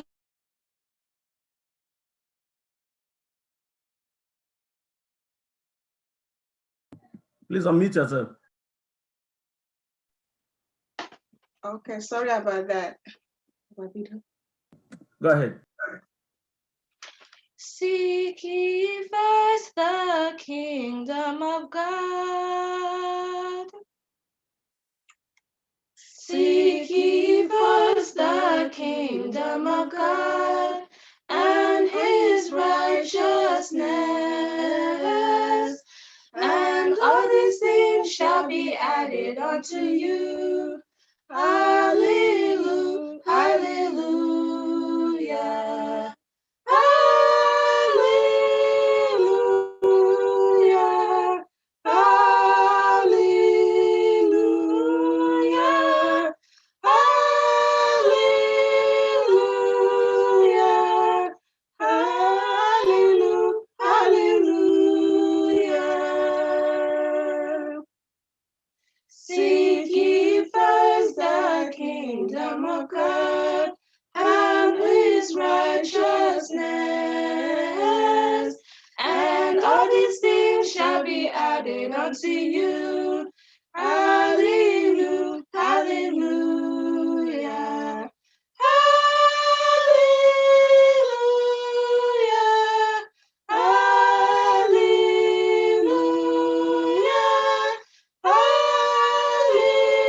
hallelujah, hallelujah, hallelujah. Abraham's blessings are mine. Abraham's blessings are mine. I am blessed in the morning, blessed in the evening. Abraham's blessings are mine. Abraham's blessings are mine. Abraham's blessings are mine. I am blessed in the morning. I am blessed in the evening. Abraham's blessings are mine. Hallelujah. Abraham's blessings are mine. Abraham's blessings are mine. I am blessed in the morning, blessed in the evening. Abraham's blessings are mine. Abraham's blessings are mine. Abraham's blessings are mine. I am blessed in the morning, blessed in the evening. Abraham's blessings are mine. Abraham's blessings are mine. Abraham's blessings are mine. I am blessed in the morning, blessed in the evening. Abraham's blessings are mine. Hallelujah. Abraham's blessings are mine. Abraham's blessings are mine. I am blessed in the morning, blessed in the evening. Abraham's blessings are mine. N'ụbọchị mbilite n'ọnwụ, ole ndị ga-ebili mbụ? Abụ ndị mmeri ihe Chineke na-achọ. N'ụbọchị mbilite n'ọnwụ, ole ndị ga-ebili mbụ? Abụ ndị mmeri ihe Chineke na-achọ. Ole ndị abụ ndị ezi omume, abụ ndị ezi omume, abụ ndị ezi omume, abụ ndị ezi omume, abụ ndị mmeri ihe Chineke na-achọ. Ole ndị abụ ndị ezi omume, abụ ndị ezi omume, abụ ndị ezi omume, abụ ndị ezi omume, Abundi Mary Chineke na-achọ. N'ụbọchị mbilite n'ọnwụ ole ndị ga-ebili mbụ? Abundi Mary Chineke na-achọ. N'ụbọchị mbilite n'ọnwụ ole ndị ga-ebili mbụ? Abundi Mary Chineke na-achọ. Ole ndị? Abundi ezi omume, abundi ezi omume, abundi ezi omume, abundi ezi omume, abundi Mary Chineke na-achọ. Ole ndị? Abundi ezi omume, abundi ezi omume, abundi ezi omume, abundi ezi omume, abundi Mary Chineke na-achọ. Ole ndị? Abundi ezi omume, abundi ezi omume, abundi ezi omume, abundi ezi omume, abundi Mary Chineke na-achọ. Amen. Amen. Amen. Thank you, Nemela. Happy Sabbath. Kenabo, what do you today? So we're going to sing a little bit of the youth songs. And I hope the church will enjoy it and sing along with us.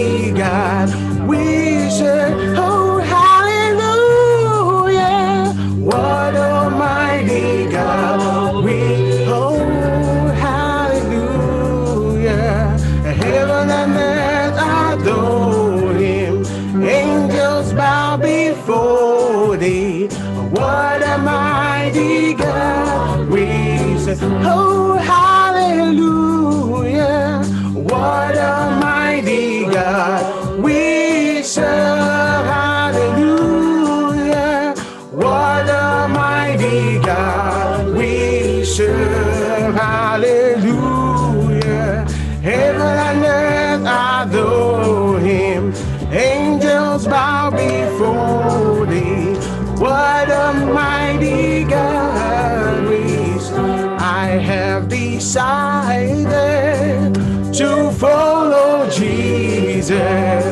I have decided to follow Jesus.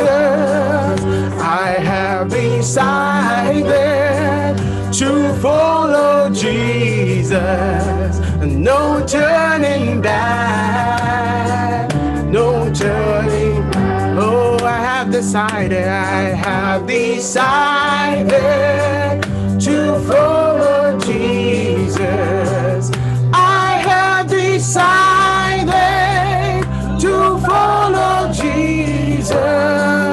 I have decided to follow Jesus. No turning back, no turning back. The world behind me, the cross before me, the world behind me, the cross before me, the world behind me, the cross before me. No, I won't turn back, I won't turn back. You take the whole world, you take the whole world and give me Jesus.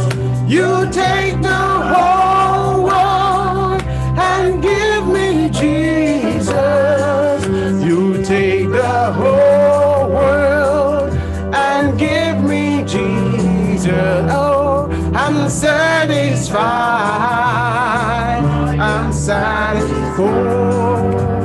following Jesus every day by day. Oh, nothing can harm me when he is away. Sunshine and shadows, whatever befalls, Jesus, my Savior, is my all and all. Following Jesus every day by day. Nothing can harm me when he is away. Sunshine and shadows, whatever befalls, Jesus, my Savior, is my all and all. Follow, I will follow Jesus anywhere, everywhere. I will follow him. Follow, I will follow Jesus anywhere he leads me. I will follow him. Follow, I will follow Jesus anywhere, everywhere. I will follow him. Follow, I will follow Jesus anywhere he leads me. I will follow. Oh, when the saints go marching in, when the saints go marching in, Lord, I want to be in thy number. When the saints go marching, oh, when the saints go marching in, when the saints go marching in, oh Lord, I want to be in thy number. When the saints go marching in, Father Abraham has many sons has Father Abraham. I am one of them, and so are you. So let us praise the Lord. Stand up, Father Abraham has many sons has Father Abraham. I am one of them, and so are you. So let us praise the Lord. Stand up, right hand.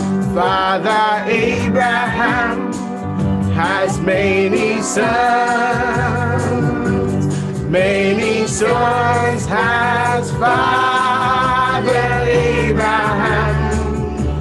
I am one of them, and so are you. So let us praise the Lord. Stand up, right hand, left hand. Father Abraham has many sons has Father Abraham. I am one of them, and so are you. So let us praise the Lord. Amen. Amen. Amen. Beautiful. Wow, talented voices. Can you see that? To God be the glory. Thank you, each one of you, for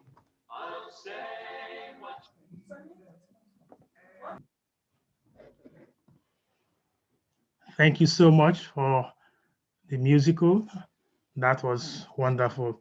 So I believe we can hear this more often next Sabbath. Come and come and come again. Yes. On this beautiful youth day too, we can now also bring another youth member to church. Before I bring the youth member,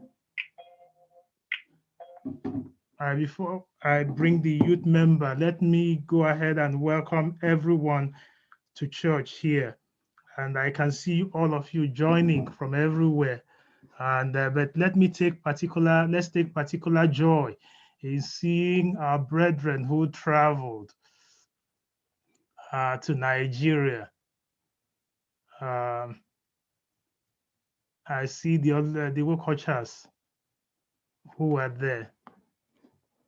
Let's thank God for the Wokochas for what they have done, and that the Lord is there leading them, and they can join us in worship.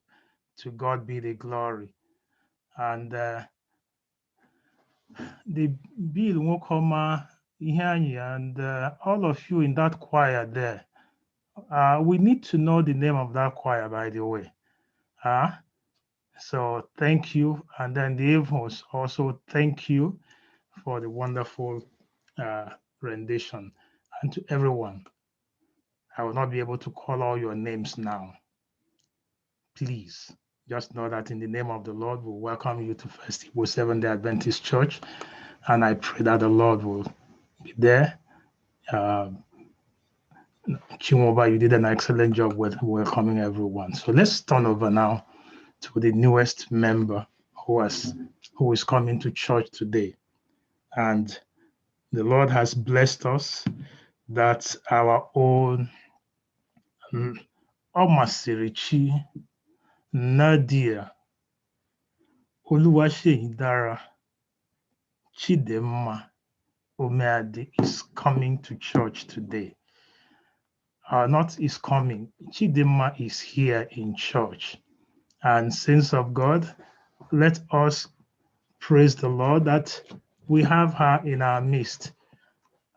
She will also be singing a special song, because by the time you know her, you see her, you will know that we should actually have been having her do all this singing today. Yes. So Chidemma, Omasirichi Nadia, where are you? Yes. You know what you do for me? You give her the whole spotlight. Give her the whole spotlight so that I will speak from behind.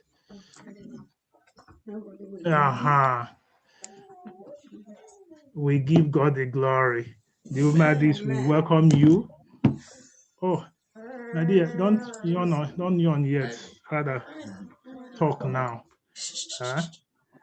We bless the name of the Lord that He has brought this addition to the family, not only to the Umadi family, but also to the family of God. Amen. And we rejoice that mommy went through the 9 months. Daddy will carry his own in the heart. Mommy will carry baby in the womb. Yes. So both of them went through the journey. And grandma was there carrying her own on her knees to the Lord. Uncle, auntie, and every member of the family joined in this holy endeavor. Yes.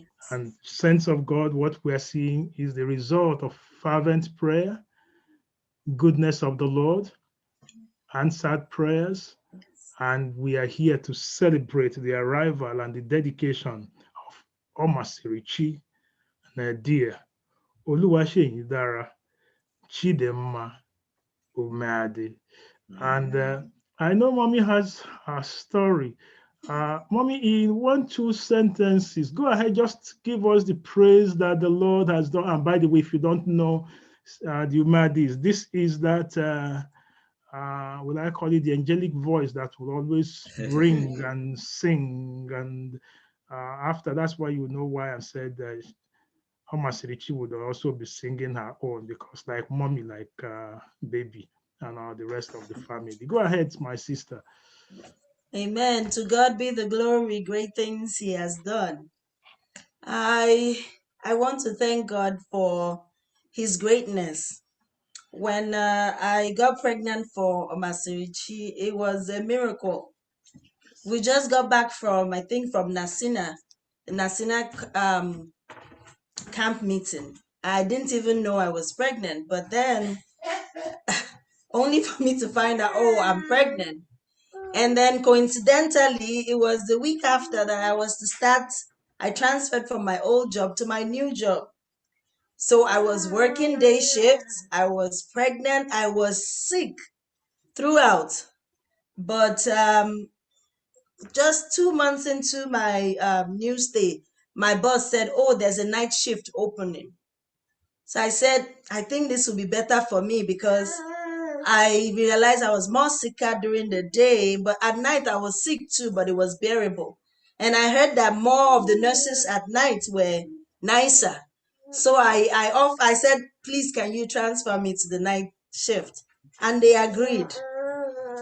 Since I got pregnant, even though the pregnancy was not easy, God's favor has always been there. He took me to the night shifts. My night nurses were so accommodating, so wonderful, so loving. They would help me they would give me the easiest of loads. My patients, they would do the birds and make it favor me. They never let me carry anything. They were there. If I needed anything, I just needed to call anybody and everybody, and they were willing to help.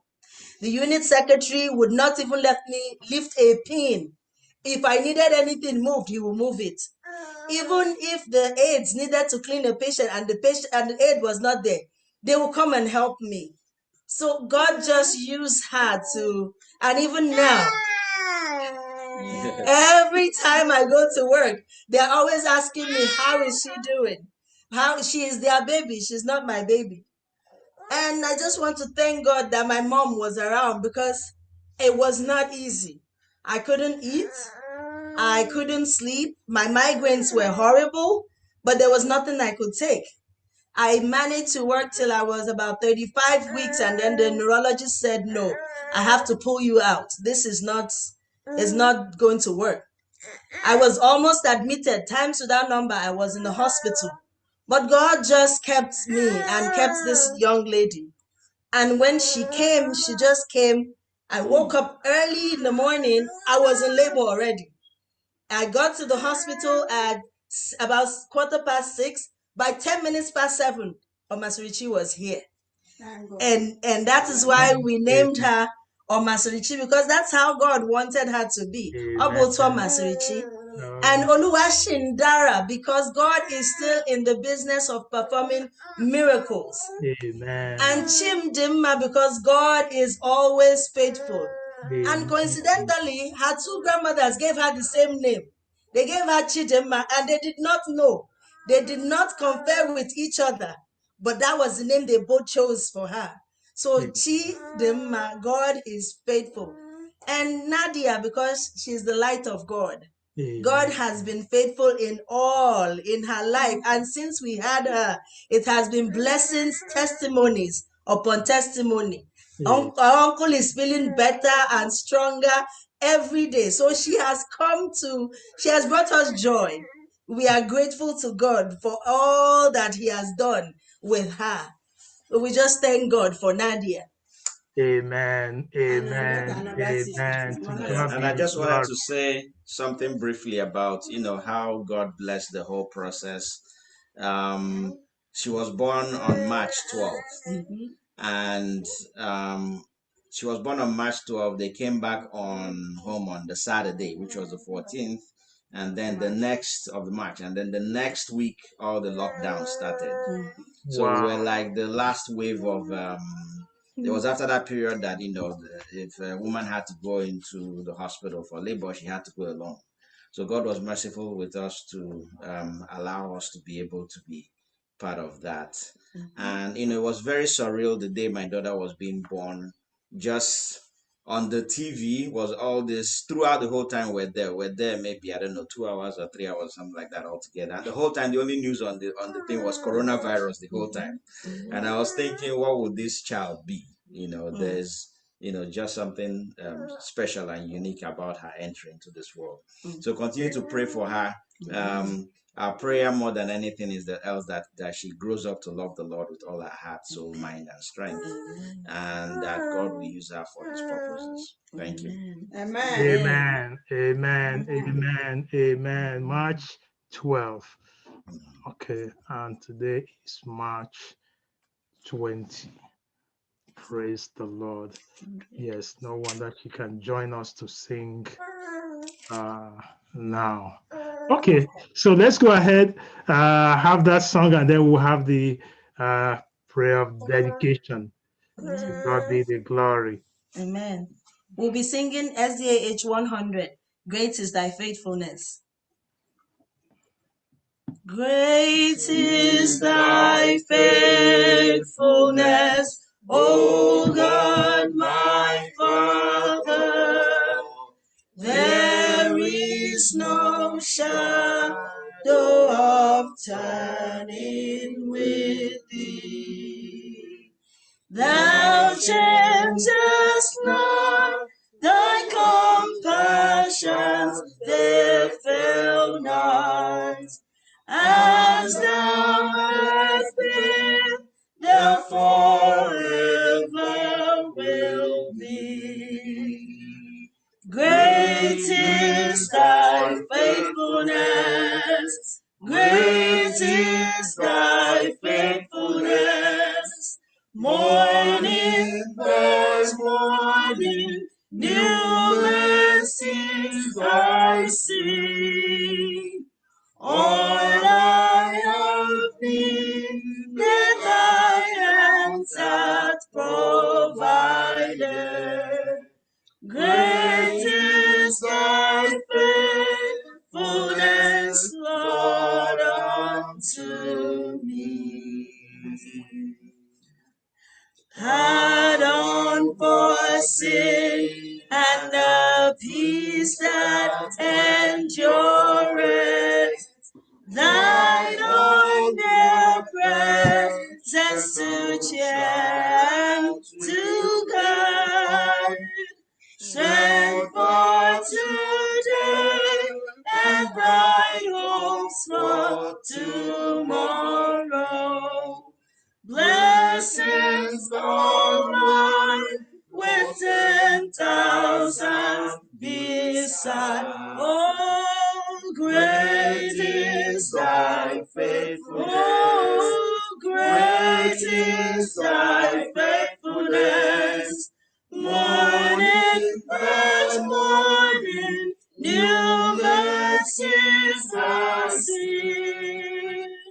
All I have needed, thy hands have provided. Great is thy faithfulness, Lord, unto us.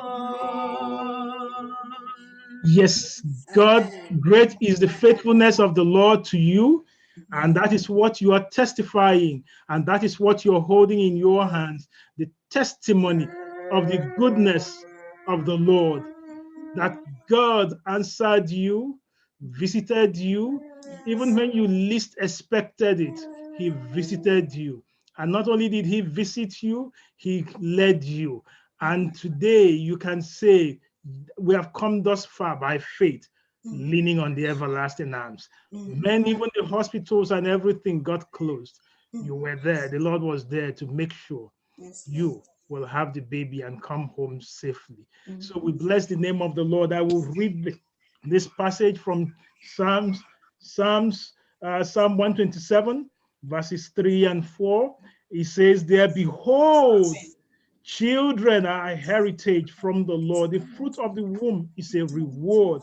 Like arrows in the hand of a warrior, so are the children of one's youth. You I can don't know see, where the president is, but they said the first ever Igbo 7-day Advent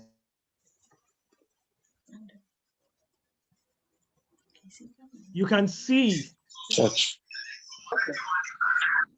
brother and sister Umadi, that you can say, verse 4, like arrows in the hand of a warrior, so are the children of one's youth. You can see it right there, that the Lord has blessed you with these, and the church can rejoice with you. So we're going to pray that prayer of dedication. And I thank God that Grandma, you are here to also witness this. So your testimony and whatever, I need you to pray a short prayer on Nadia and pray that the blessings of the generations will also continue, not only on her, but on your grandchildren, on behalf of the grandparents. So please, Mama, go ahead and pray a short prayer. Pray for her. Pray a short prayer on her.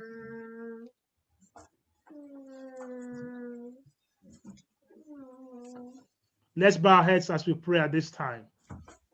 Our Lord and our Father, the creator of heaven and earth, we are really grateful unto you this Sabbath morning for standing before you with this new bouncing baby girl you gave us about this time last year. We are thankful that since this time we are taking care of her, she's been growing in the wisdom of God and knowledge of man. Thank you, Lord, for all you have done to us. None of us have been sick. Even our uncle that was sick started getting better when this child was born. So, Lord, we thank you that she brought happiness to each and every one of us. In the midst of COVID, God has led us through. We are grateful unto you, Father. In the name of the Lord, we thank you. We bless you in Jesus' name. Amen.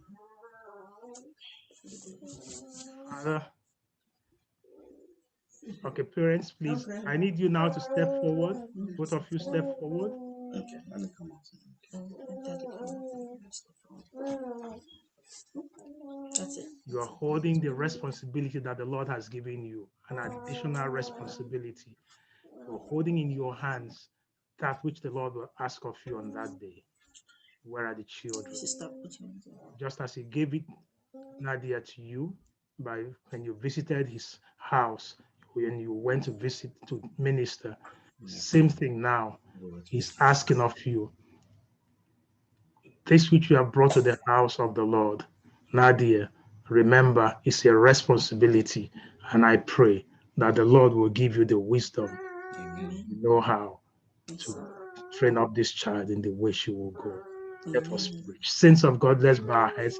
And I ask you to lift up the baby. Please lift her up unto the Lord. Father, to you now we bring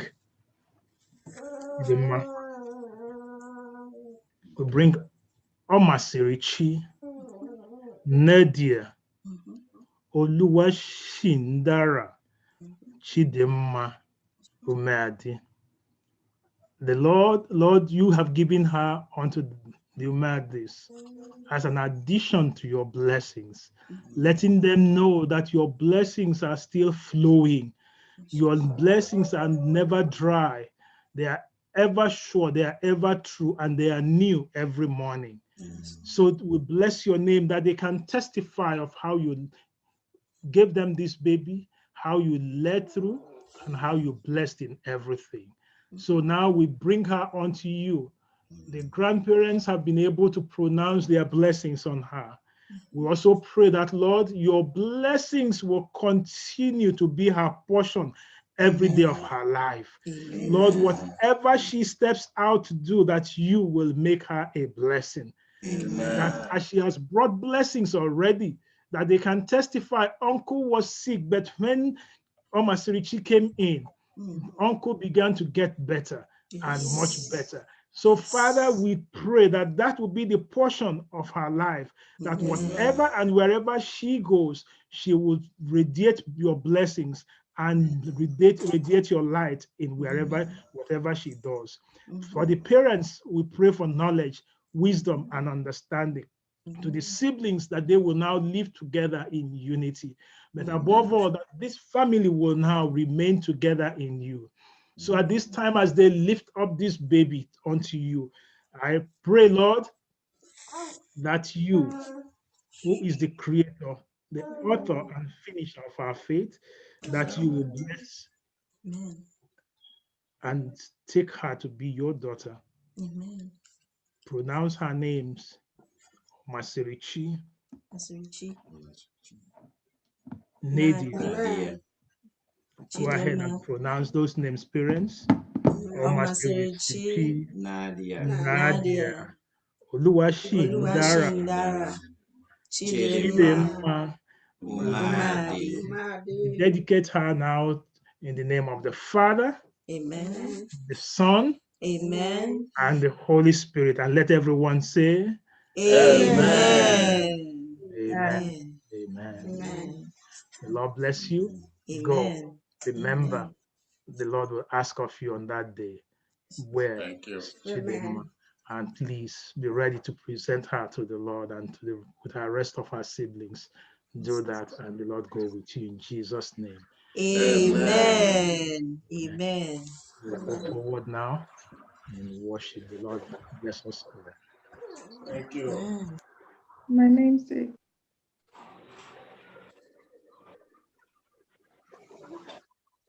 Happy Sabbath, Church. We will take our affirmation of faith from Psalms 91, verses 1 to 3. It reads, He who dwells in the secret place of the Most High shall abide under the shadow of the Almighty. I will say of the Lord, He is my refuge and my fortress. My God, in Him I will trust. Call to worship. Then I saw another angel flying in the midst of heaven, having the everlasting gospel to preach to those who dwell on the earth, to every nation, tribe, tongue, and people, saying with a loud voice, Fear God and give glory to Him, for the hour of His judgment has come, and worship Him who made heaven and earth, the sea and springs of water. With these words, I call the church to worship. Amen. Amen.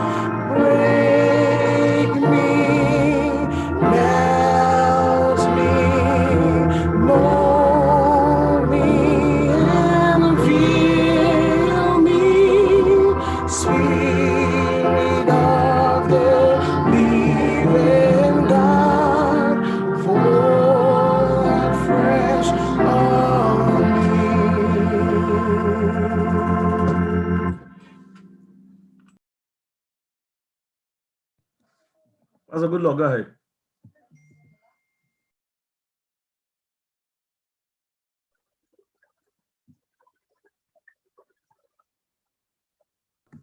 That's a good luck.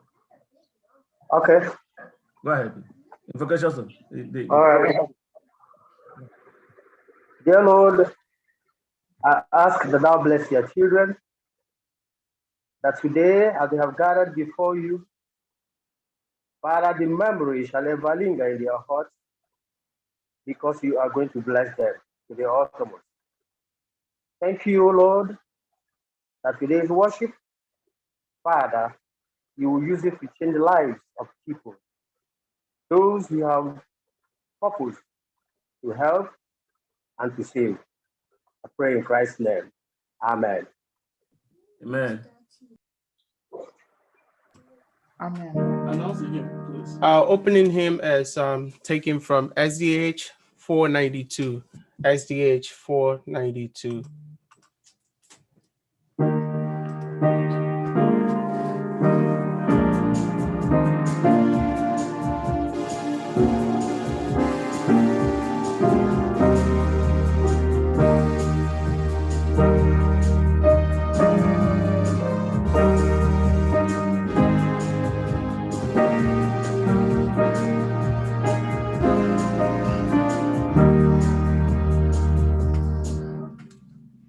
Teach me, Father, what to say. Teach me, Father, how to pray. Teach me all along the way how to be like Jesus. I will be like Jesus. I will be like Jesus. Help me, Lord, today grow more and more like Jesus. Teach me as the day go by. Teach me not to reason why. Teach me that to do and die is to be like Jesus. I will be like Jesus. I will be like Jesus. Help me, Lord, to daily grow more and more like Jesus. Teach me that the time is short. Teach me how to live and work. Teach me that to never shame is to be like Jesus. I would be like Jesus. I will be like Jesus. Help me, Lord, to daily grow more and more like Jesus.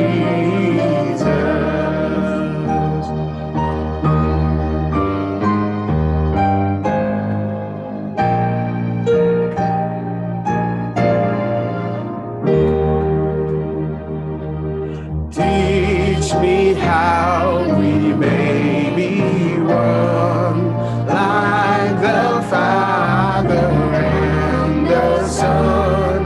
And when all is overcome, I will be like Jesus. I will be like Jesus. I will be like Jesus. Help me, Lord, to daily grow more and more like Jesus. I would be like Jesus. I would be like Jesus. Help me, Lord, today we grow more and more like Jesus.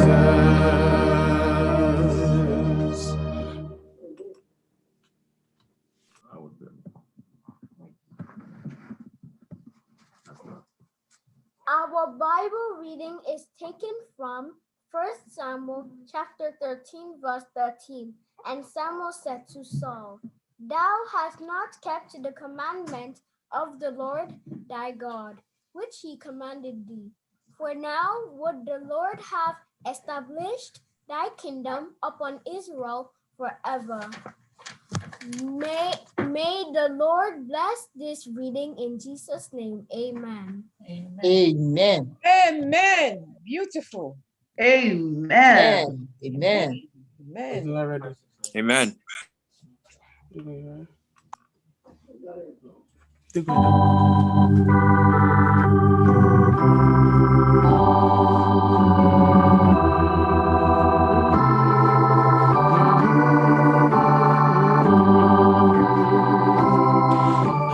Pass me not, oh gentle Savior. I hear my humble cry, while on others hours calling. Do not pass me by, Savior. Savior, hear my humble cry, while on others I would calling. Do not pass me by, oh Savior, Savior, Savior. Hear my humble cry, while on others thou art calling. Do not pass me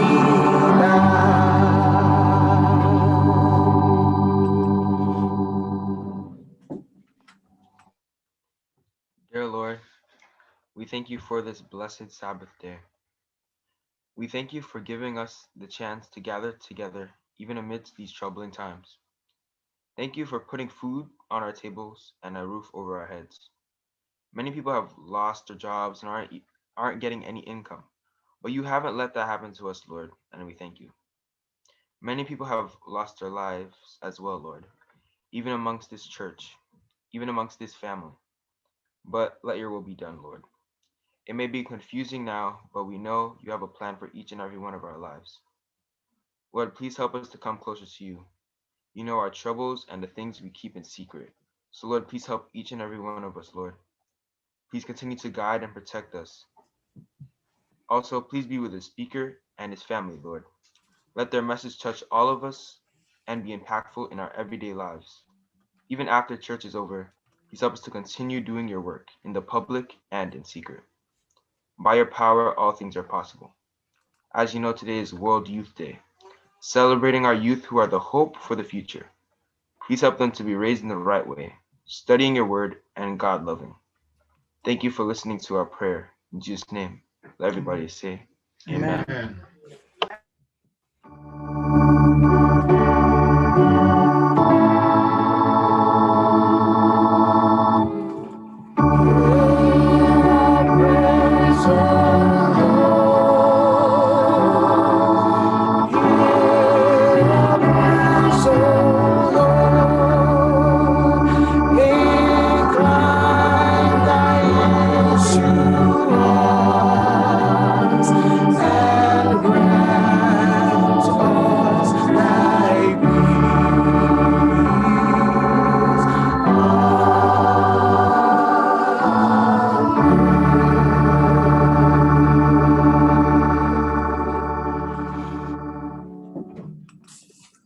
Happy Sabbath, church.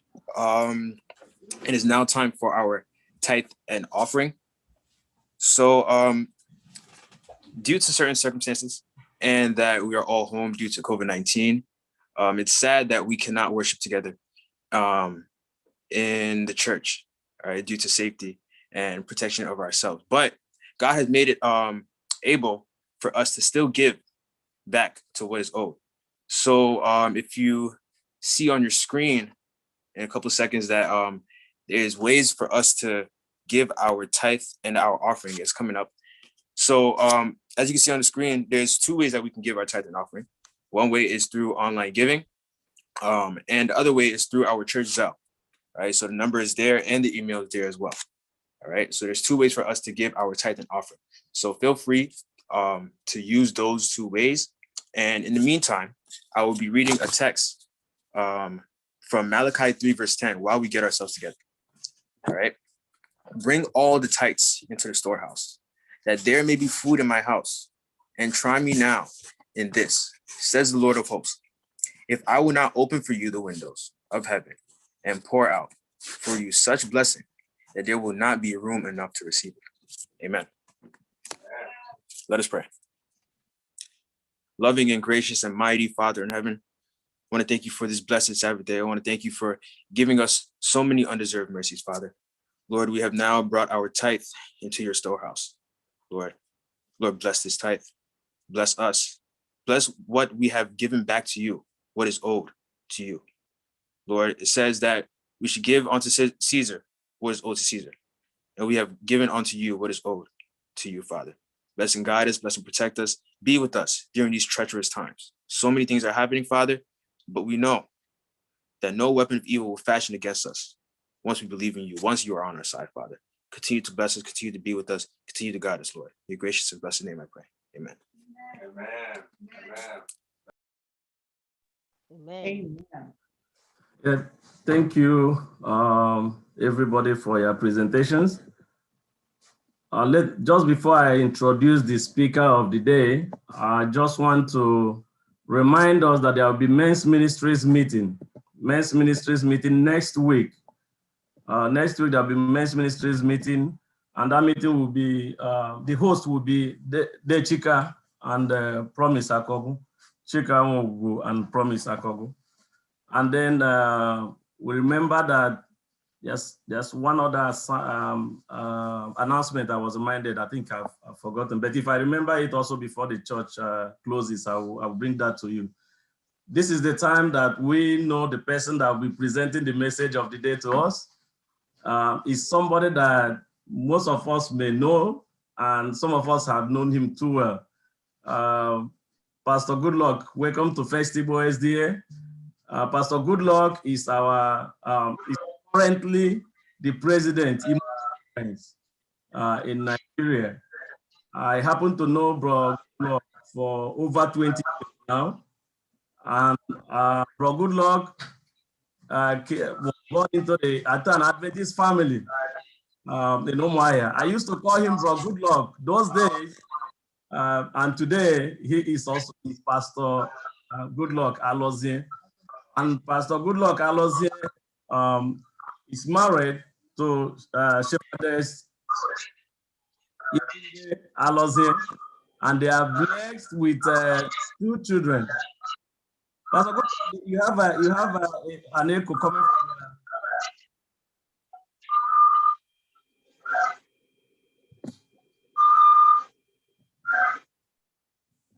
Okay, so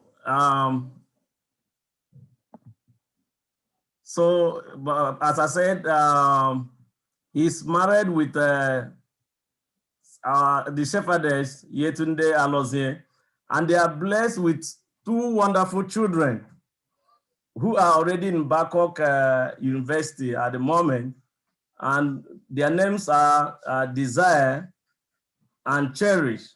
Desire and Cherish are already in Bangkok University. And Bro Goodluck just wants us to know that he was called into the ministry in 2006 after he graduated from, long after he had graduated from Abia State University, and also proceeded to Umudike University, and then continued also to other universities. He has a couple of degrees, including where he was mentoring us back those days at Unica, University of Calabar, when he was coming to mentor us from the Township Church. That was before he joined the ministry in 2006. I met him back in 1998. And ever since then, he has been fervent in ministry. He has pastored so many churches, and in position, he has made himself very much available for service. He has been the director of youth, the chaplaincy director in Southeast Mission. He has also been the director of education and children's ministry, and has held also the executive secretary of a number of missions, including Aba South Conference and also the IMO conference. He was also the executive secretary, but today he is their president. I will not fail to mention that the wife is also here. At the good time, we are going to introduce the wife, but let us not also forget the sacrifice the wife has been making in the field of this service. The wife is currently Dr. Yetunde is the Director of Education and Children's Ministries of our great conference, Eastern Nigerian Conference. She is currently the Education Ministry. And when it's time, we'll get to know his family. But at this time, we're going to allow Pastor Goodluck Alozie to talk to us after the choir ministration. And the most interesting thing is that the choir will be ministering also from Imo. So we are going to allow him bring us the choir. And one part that we may be missing today could be that he is the leader of the choir. When I met him, he leads the choir, even at the conference level. But today, maybe he may not be leading the choir. But let's see that choir from Imo State. God bless you. After the choir, it's going to be Pastor Goodluck Alozie.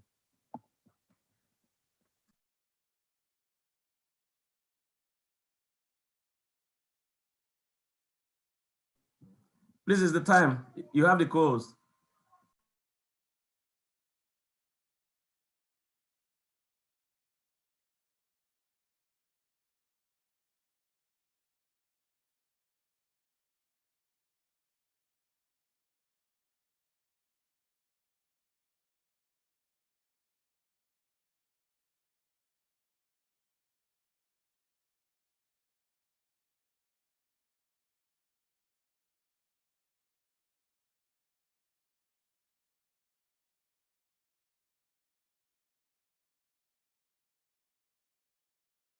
Who muted it?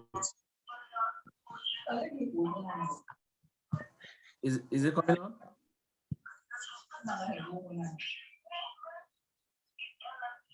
Mama Jora.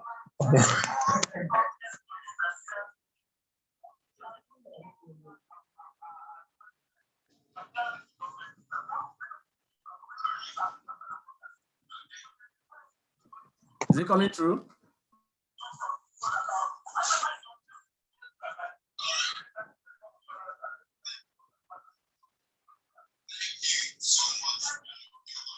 Hey, now wow. I had the choir song.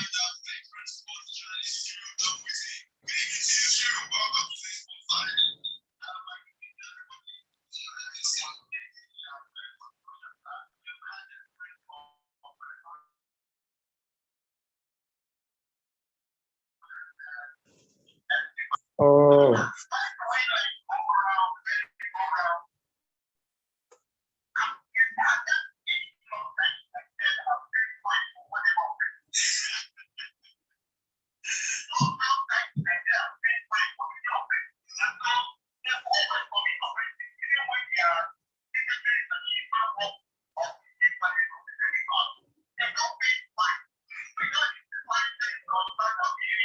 Any progress?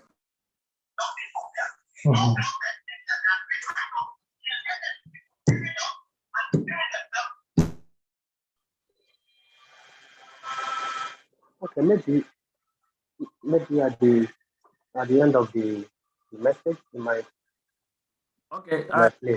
We'll get this ready. Let me. Network, okay. Yeah, at the end of the message, you can replay.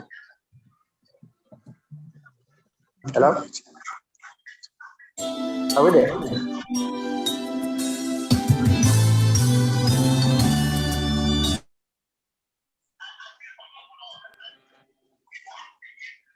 No. Okay.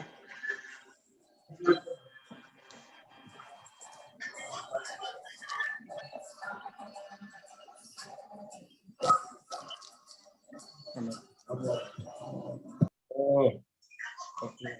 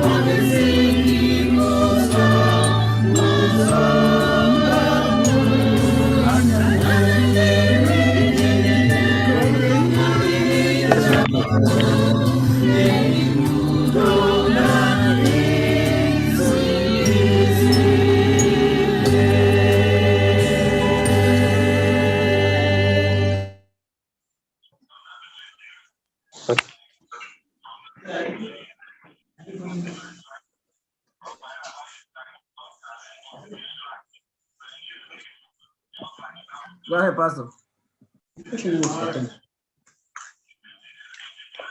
I should go ahead. Yes, please. Happy Sabbath, brothers and sisters. I want to bless the name of God for his faithfulness towards us all. I want to congratulate you, brothers and sisters, co-pilgrims, and co-heirs of the kingdom of God. I want to congratulate you because in the midst of the problem ravaging the world, we still find it important and expedient seeking the face of God, observing his holy day, blessing his name, and thanking him for who he is.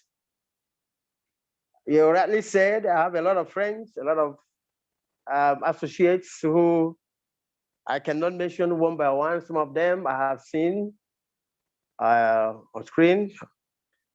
I extend the greetings of my family and the love of my family to all of you. I pray that our good God will be with you, strengthen you, guide you, and protect you in all that you do.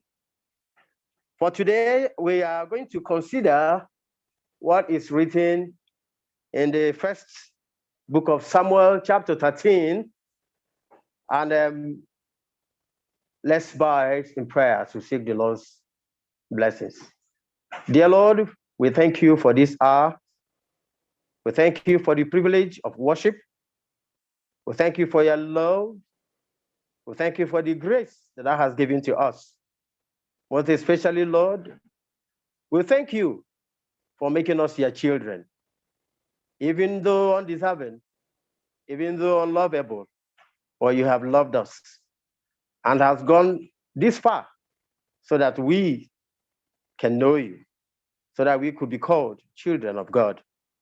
This hour, O King of glory, I pray that thou will use this dust as a vessel of honor to speak to your children.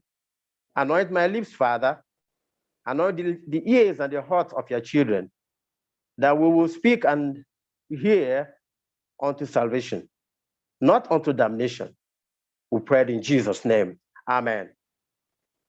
I want to take the 13th chapter of First Samuel. From verse 1, the Bible said, Saul reigned 1 year, and when he had reigned 2 years over Israel, Saul chose him 3,000 men of Israel, whereof 2,000 were with Saul in Michmash and in Mount Bethel, and 1,000 were with Jonathan in Gibeah of Benjamin. And the rest of the people he sent every man to his tent. And Jonathan smote the garrison of the Philistines that was in Gibeah, and the Philistines heard of it. And Saul blew the trumpet throughout all the land, saying, Let the Hebrews hear. And all Israel heard say that Saul had smitten a garrison of the Philistines, and that Israel also was had in abomination with the Philistines. And the people were called together after Saul to Gilgal. And the Philistines gathered themselves together to fight with Israel, 30,000 chariots and 6,000 horsemen, and people as the sand which is on the sea, on the seashore in multitude. And they came up and pitched in Michmash, eastward from Beth-Haven. When the men of Israel saw that they were in a strait, but the people were distressed, then the people did hide themselves in caves and in thickets and in rocks and in high places and in pits. And some of the Hebrews went over Jordan to the land of Gad and Gilead. As for Saul, he was yet in Gilgal. And all the people followed him, trembling. And he tarried 7 days, according to the set time that Samuel had appointed. But Samuel came not to Gilgal, and the people were scattered from him. And Saul said, Bring thither a burnt offering to me, and peace offerings. And he offered the burnt offering. And it came to pass that as soon as he had made an end of offering the burnt offering, behold, Samuel came, and Saul went out to meet him, that he might salute him. And Samuel said, What hast thou done? And Saul said, Because I saw that the people were scattered from me, and that thou camest not within the days appointed, and that the Philistines gathered themselves together at Michmash. Therefore said I, the Philistines will come down now upon me to Gilgal, and I have not made supplication unto the Lord. I forced myself, therefore, and offered burnt offering. Verse 13, where we stop. And Samuel said to Saul, Thou hast done foolishly. Thou hast not kept the commandment of the Lord thy God, which he commanded thee. For now would the Lord have established thy kingdom upon Israel forever. The title of my discourse this afternoon is Foolish Righteousness. Foolish righteousness. You have done a foolish thing, Samuel said. What was the foolish thing that Saul did? Offering sacrifice. Is that foolishness? No. Was he looking for? What was he looking for? God's presence. Why then was it foolish if what Saul did was right? The simple fact that Saul did that which was not for him to do, going contrary to God's commands. In fact, put it this way, Saul committed a sin, a willful sin. He knew that he was not supposed to offer sacrifice. He knew that Samuel was coming. He knew that sacrifice ought to be offered before they could go into war to seek God's face. Looking at it, one might say the condition he found himself made him to do that. And that is where the lesson comes. Have you found yourself in a situation where you have gone contrary to God's will, rationalizing that God will understand? Have you done that which you ought not to have done by the simple fact that your life seemed to be in danger or at stake? Let's look at where the text that we read. Saul started well as the first king of Israel. He was actually a good leader. He was given everything he needed as a leader of God's people to succeed. But unfortunately, his wrong choices brought him down and eventually out. The last straw came when he became impatient. Saul became impatient in waiting on Samuel, and he chose to make sacrifices on his own. But he was attributing it to the confusion and distress of his army, due to this absence of Samuel. The Bible says about waiting in Habakkuk chapter 2, verse 3.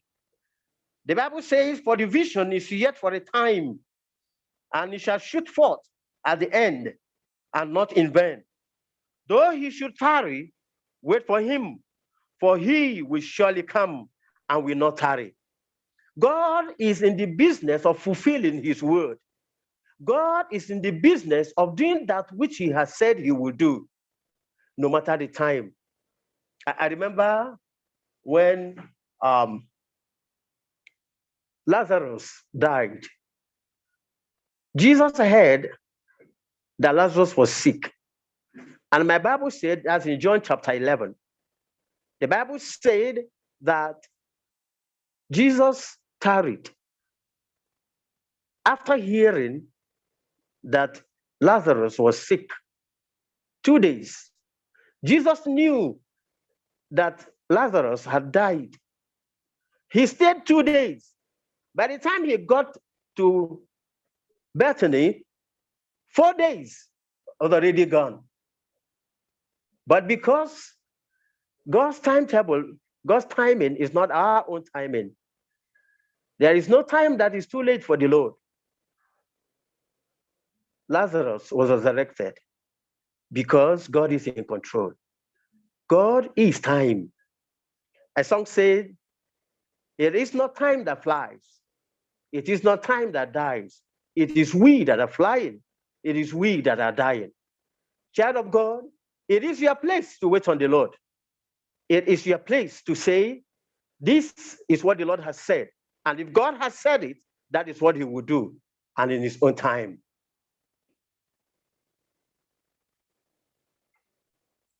Suffice it to say that as soon as Saul finished carrying out the sacrifice, Samuel appeared.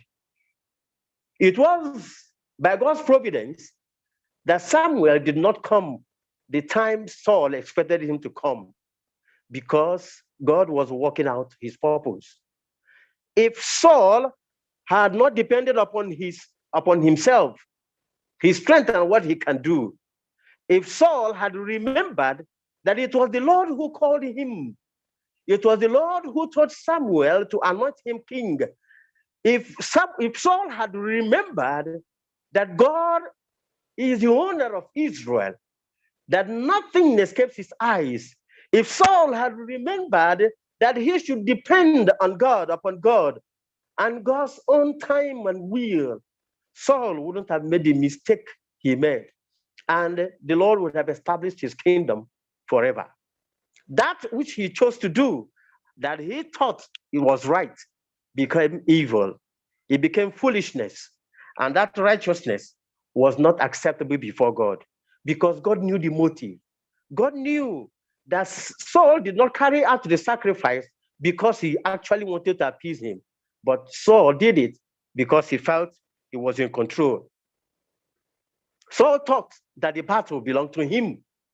Saul thought that he is actually the one taking care of God's people, Israel. But no, it was God himself who was doing that which he has loved to do. And when the man of God appeared, the Bible said, the man of God said to him, "You have done foolishly." Saul, taking a look at the situation, the circumstances surrounding what he did, Saul was jittering, because if you look at the Bible said in verse number 5, the Bible said, "And the Philistines gathered themselves together to fight with Israel, 30,000 chariots, oh my God, and 6,000 horsemen, and the people or the foot soldiers like the sand on the seashore." Compared to how many that was with Saul? 2,000. 1,000 was with Jonathan at Gibeah. Only 2,000 was with Saul. Look at the number. And the Israelites, the Hebrews, they had no weapon. The knife or the javelin or the sword that they have, they used to sharpen it from Philistine, from the land of the Philistines. And so they, looking at the armory, they had nothing. And so Saul was afraid, looking at the myriads and the armory of the Philistines. Only if Saul had remembered that the battle is of the Lord, that God alone is enough to fight the battle and to win the war. If he had known that God will only use one man to discomfort the camp of the Philistines. Because my Bible tells me in 1 Samuel chapter 14 that Jonathan said to the young man that bare his armor in verse 6, 1 Samuel chapter 14 verse 6, "Come and let us go over unto the garrison of these uncircumcised. It may be that the Lord will work for us, for there is no restraint to the Lord to save by many or by few." Hallelujah. The father did not remember. The father did not understand and note the fact that God does not save by many, but the son remembered that God does not save by many. Today is the Global Youth Day. Our young people have been on fire for the Lord. Our young people have been doing exploits for the Lord. That which, so to say, the elderly should be doing. But the young people have taken upon themselves as the armies of God. And they are doing wonderful things, both in the community and an environment where they found themselves. Just like Jonathan. Jonathan stood. Jonathan remembered. Jonathan trusted God, that God does not work with many or by few. And he told his armor bearer to follow him and do all that he's going to do. And the armor bearer told him, "Do all that is in your heart." Many times, if our lieutenants tell us the truth and help us, we do not listen. But here, Jonathan's lieutenant trusted and believed in him and knew that Jonathan was working with the Lord. He knew that Jonathan knew God and loved God. And Jonathan was different from his father Saul. Saul did not remember that God is the God of war, that he is the one in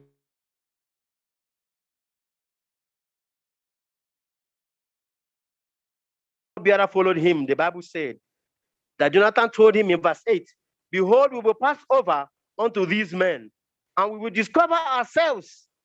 We will discover ourselves unto them. That is, they will expose themselves so that the men of Philistines will see them. They were not afraid because he was going in the name of the Lord.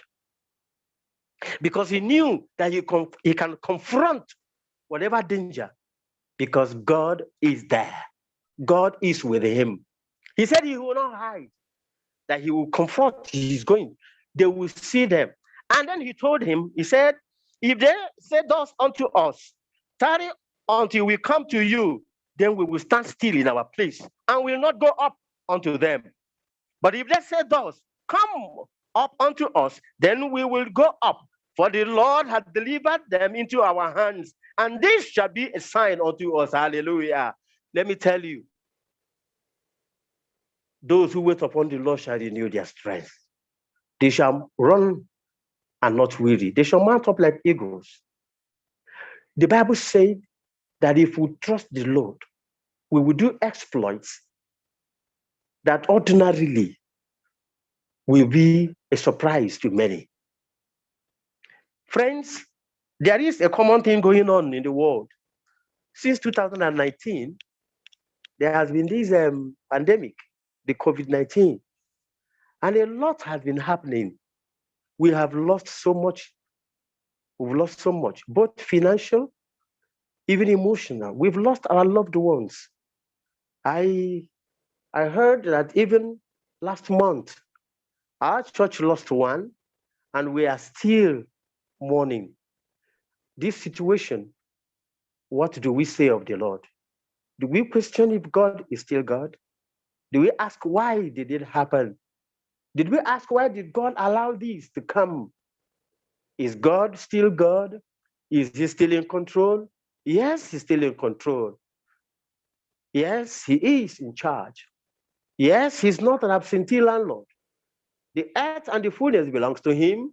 He is still in control. But I want you to remember, I want you to know this day, that there are things that come your way. They are only for a test, a trial of faith. What happened to Saul was a trial. The 30,000 chariots and the 6,000 the 6,000 horsemen and all uncountable number of foot soldiers, they were all a mirage. God only allowed those things to come to Saul, to see how far Saul would trust, would keep on trusting on him. God knew what he was doing. God is also knowing what he is doing today. You may think your life is in shambles. Wait on the Lord.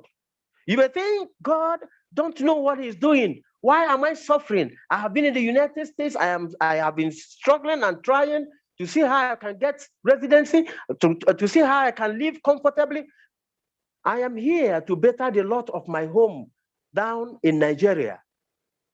I am here to do this and do that, but I cannot even find meals to eat.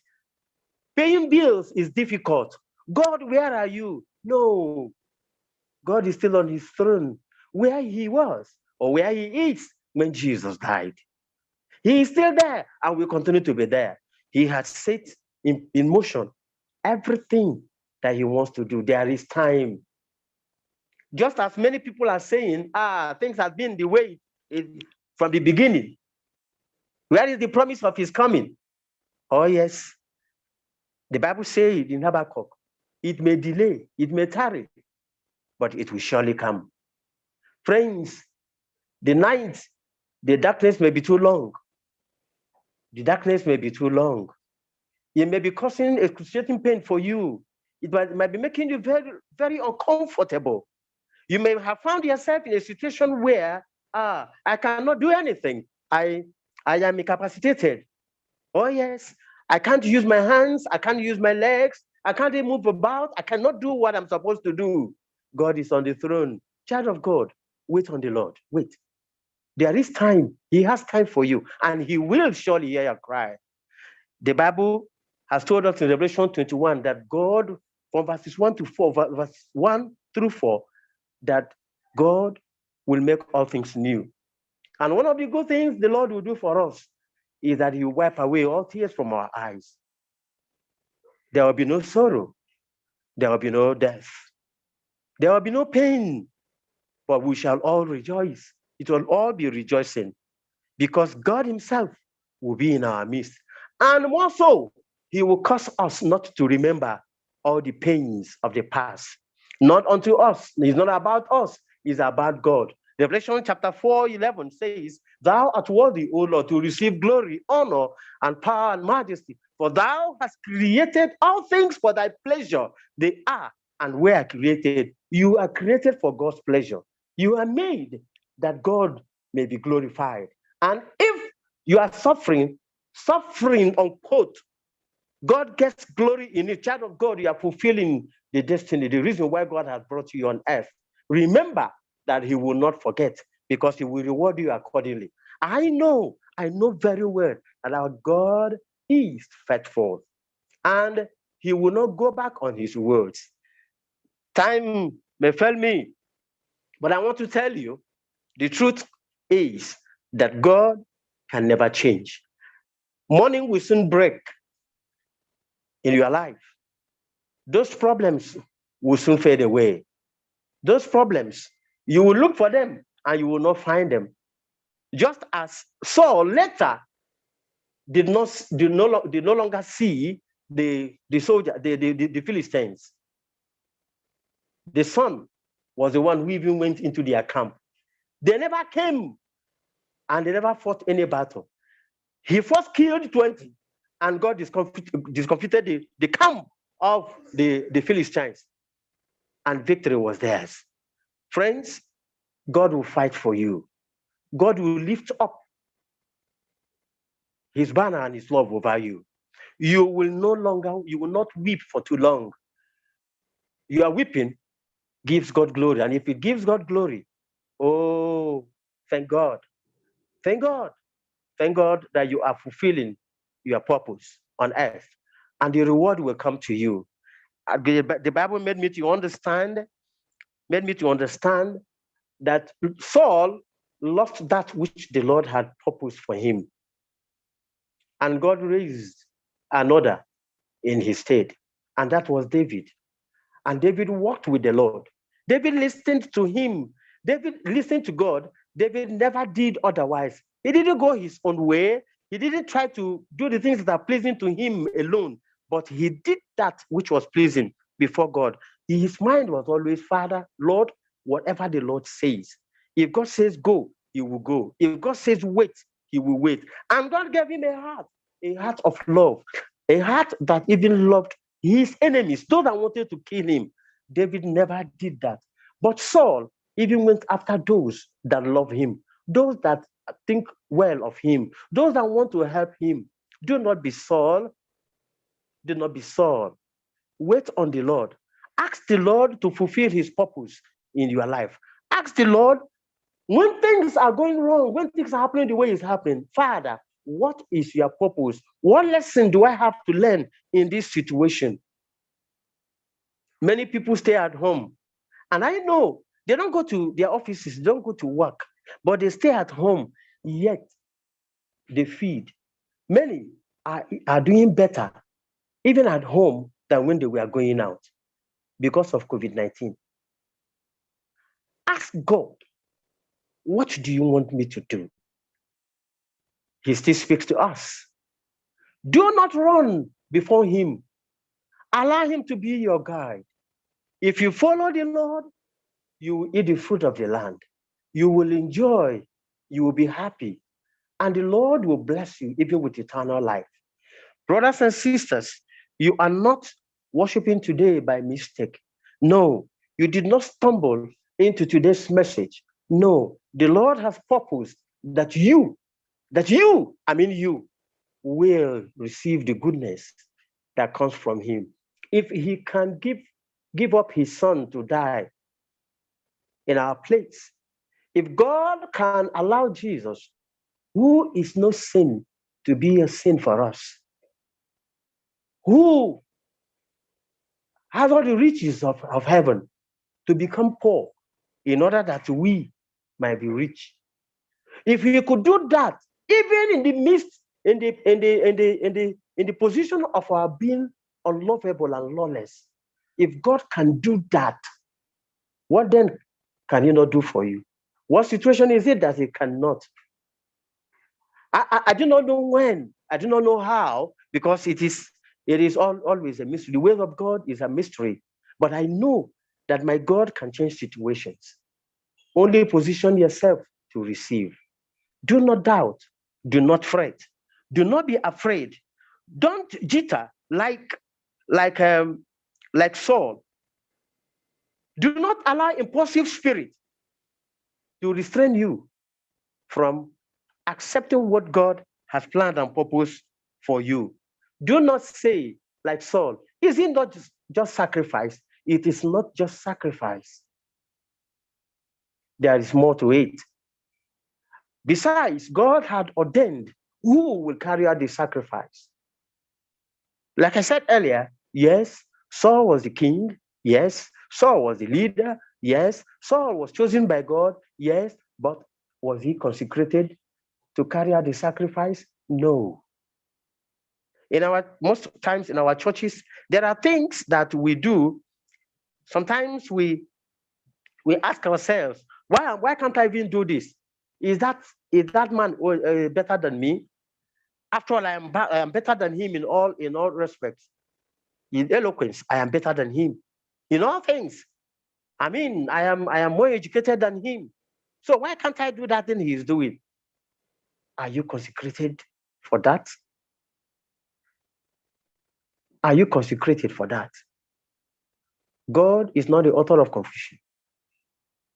No. If something is not being done well and you know how to do it, you can as well suggest to those in whose responsibility it lies to do it. And they will do it because the Spirit of the Lord is leading. My brother, my sister, my friend, I know that God in his mercies knows what is best for us. Do not look at things that are giving you distress and ask that the burnt offering, the sacrifice be brought for you to do, while it is not what you should do. You may be losing, and your children and your children's children may be losing that which the Lord has planned and purposed to give to them, just because of your sin. You may lose them. And I know that because Saul committed the sin of willful disobedience, the sin of willful disobedience, he knew what was right, but the situation he found himself and the choice he decided to make marred his sense of judgment, marred every other thing that he ought to have done. And so the conduct of Saul, that was supposed to be a test of obedience, his obedience and that of his dynasty, he failed. Is it possible that you can look at that situation you have found yourself as a test of obedience? Is it possible that you ask yourself, I am not the cause of this thing I'm passing through? Is it that the Lord is stirring my nest? Yes, when the Lord stirs your nest, it is for good. It might not be comfortable. You may not enjoy it, but after that, what the Lord has purposed will begin to manifest in your life. Hold on, brother. Hold on, sister. Hold on. It could be what has come your way is what the Lord has done to bring you to his feet, so that you can know him, so that you can understand him and do what his will and purpose should be. I want to end with a story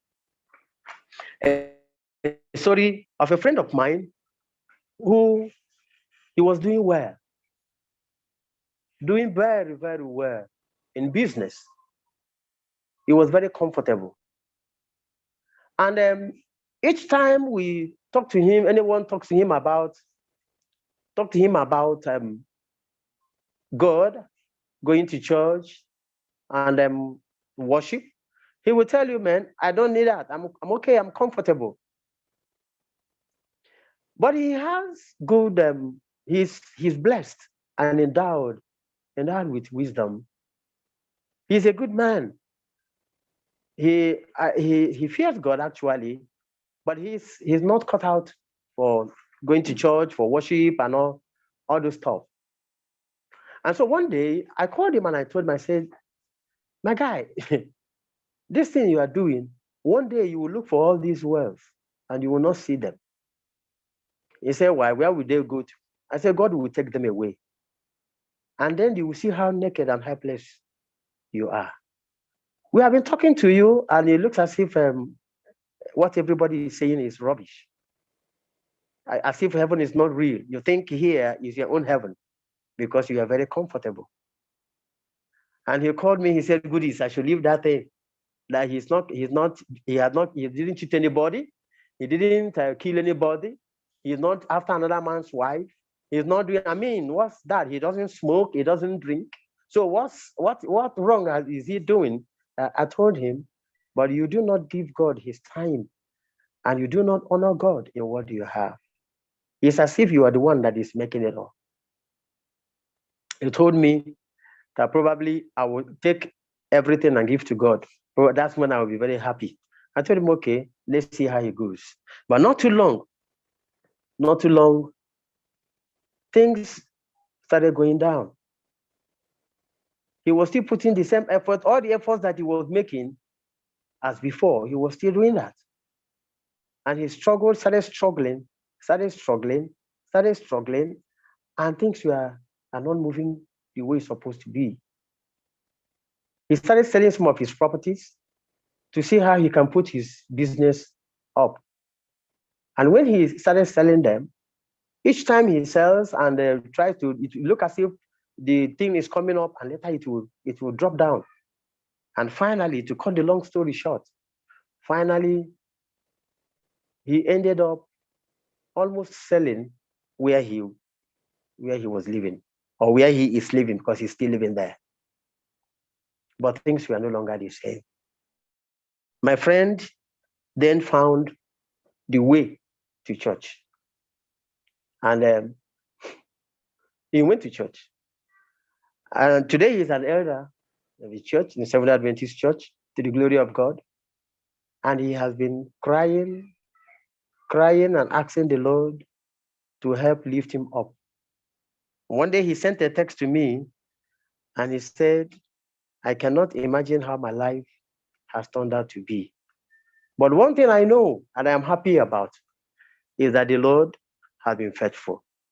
And I replied him and I said, amen.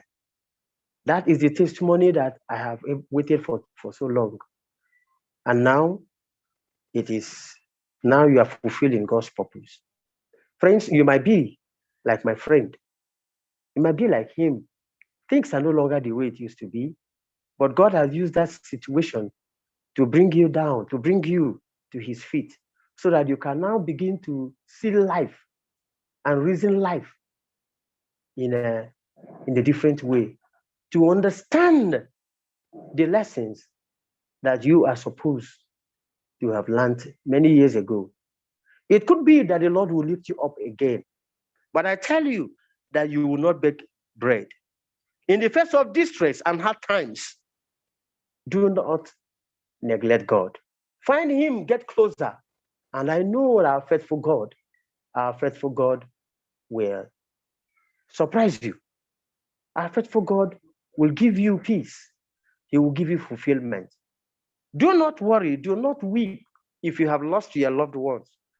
Do not weep. Do not lose hope. There is a resurrection morning. And that day, we shall all meet at the feet of our Savior, Jesus, who has gone to prepare a place for us. And he told us in John 14, 1-3, he said, let not your heart be troubled. Just believe in God and believe in him, because he has a purpose for you. And when he goes, he will come.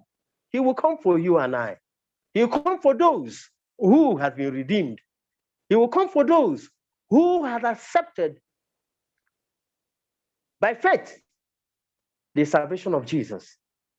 My prayer today is that you be like one of those who Jesus will say, come, good and faithful servant, welcome to the joy of your Father.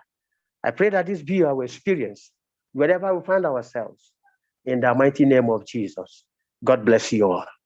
Amen. Amen. Amen. Beautiful. Amen. Yeah, we understand that the Owerri choir will also want to try their song again. Please, can you go ahead now?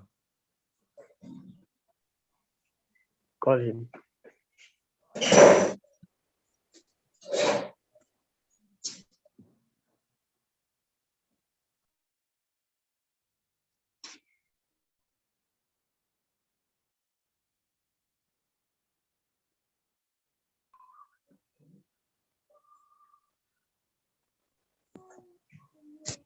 Is it coming on?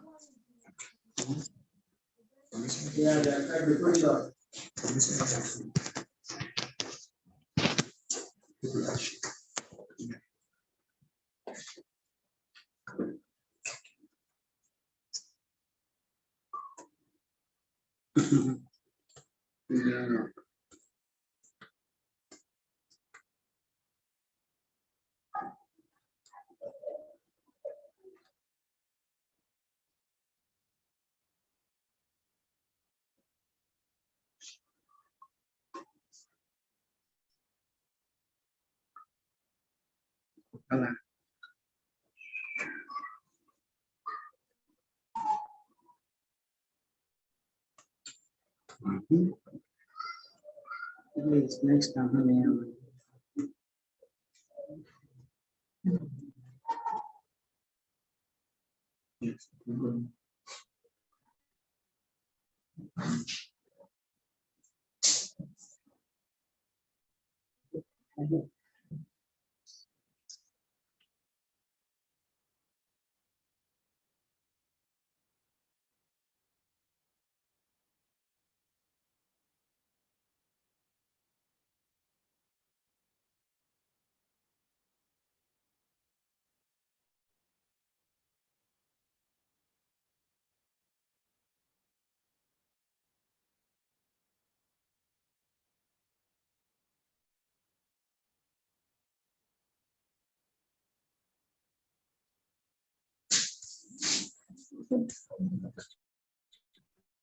Can hear you.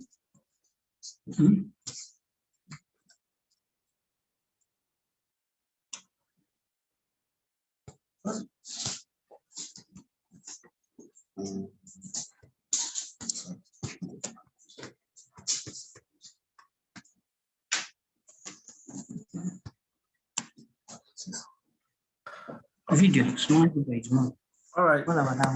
Okamba, you can send the video to me by WhatsApp. I can see it operating from your phone. You can send it to me by WhatsApp. But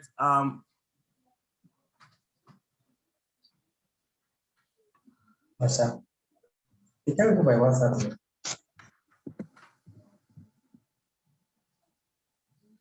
yeah, there's no volume.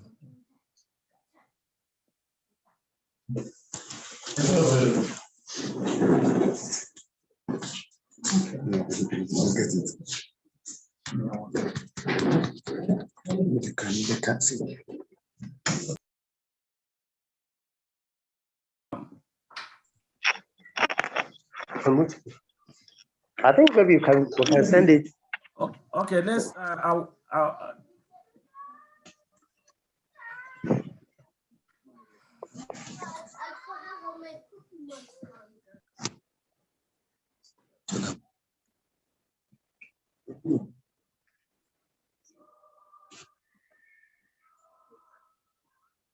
Not. We go. I think we can move on. Yeah. Yes. I think let's. Please, can you can stop sharing. What will happen? Let's take our. I think we'll take the closing hymn from here. Yeah. Yeah. Please, can you stop sharing? Stop sharing. Tell him.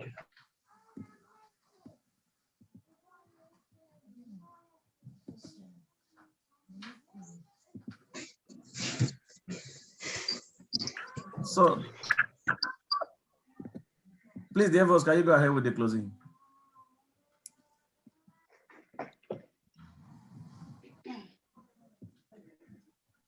Closing hymn will be taken from 574. Oh, Master, let me walk with thee. 574.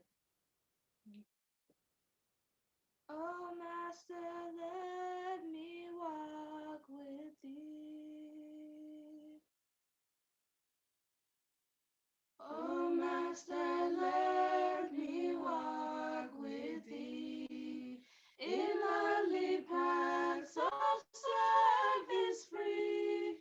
Tell me thy secret, help me bear the strain of toil, the fret of care. Help me the slow of heart to move by some clear winning word of love. Teach me thy wayward feet to stay and guide them in the homeward way.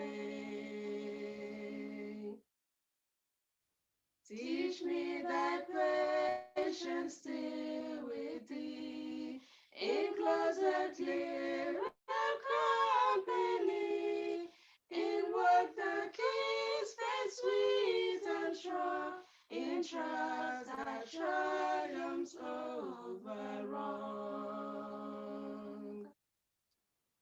in hope that sends a shining ray, far down the future's burning way, in peace that only thou canst give, with thee, O Master, let me live. Amen. Amen.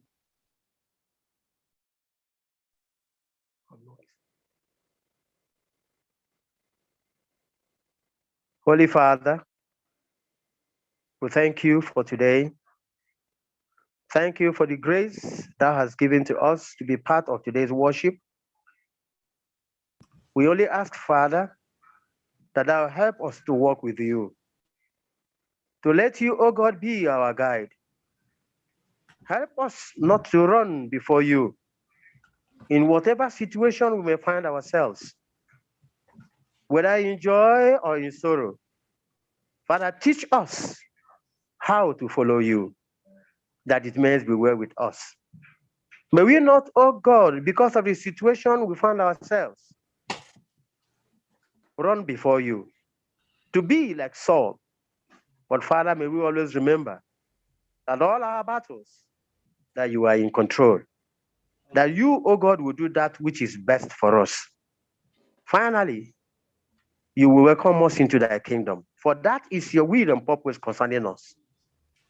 Let this be our experience today. Let it be our experience always, even unto eternity. We pray in Jesus' name. Amen. Mhm.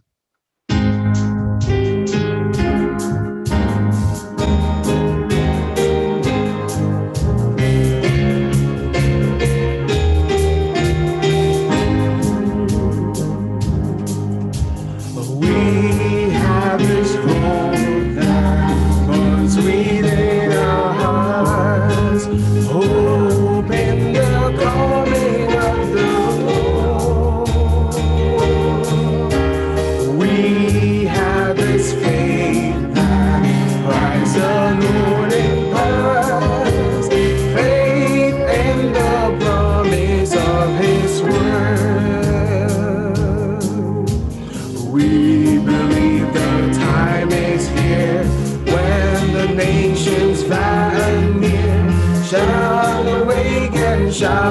sing hallelujah, Christ King.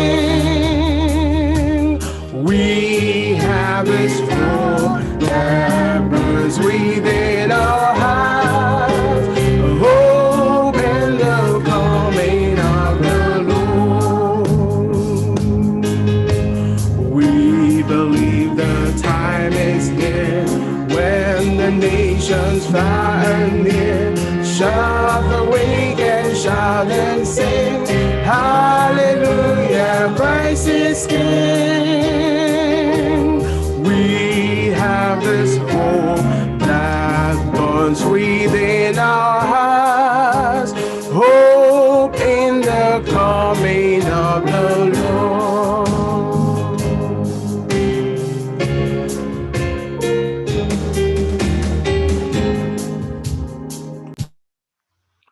Okay, this is time when we are going to internalize the 40-minute speech by Pastor Goodluck Alozie. Let's have a moment of reflection now and meditate on the message we've heard, just for a few minutes.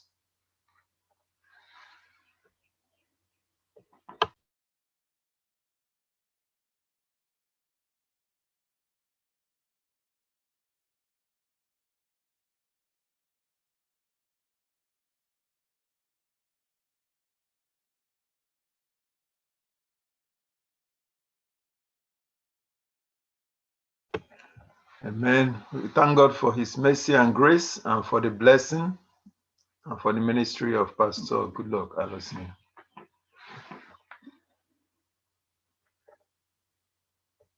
Amen. Amen. Amen.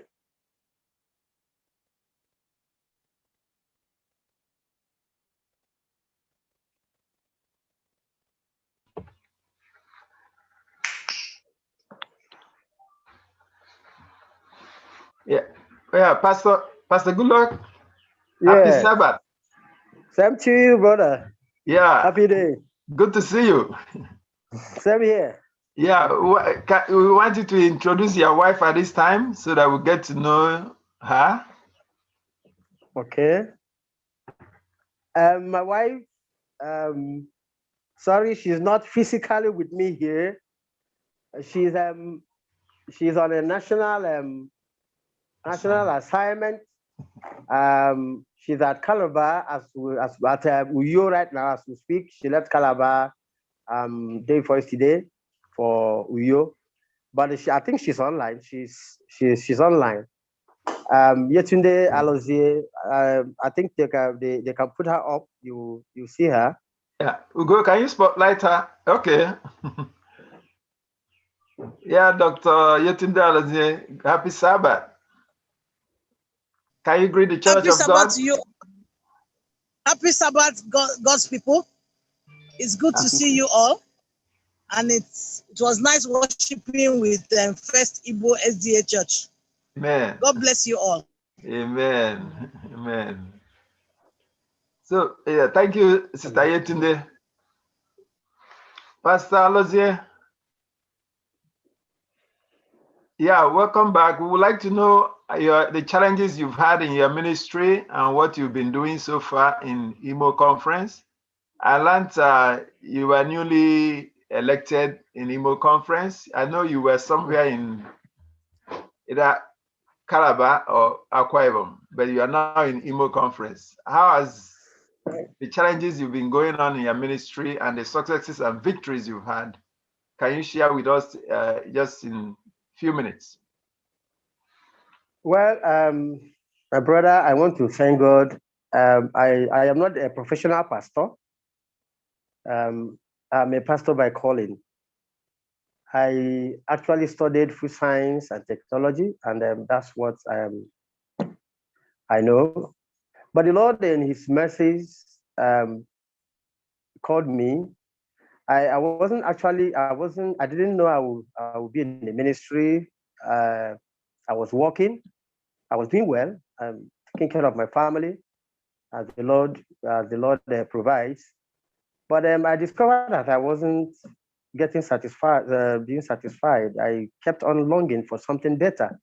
In fact, I had to resign. I resigned as much as 4 jobs.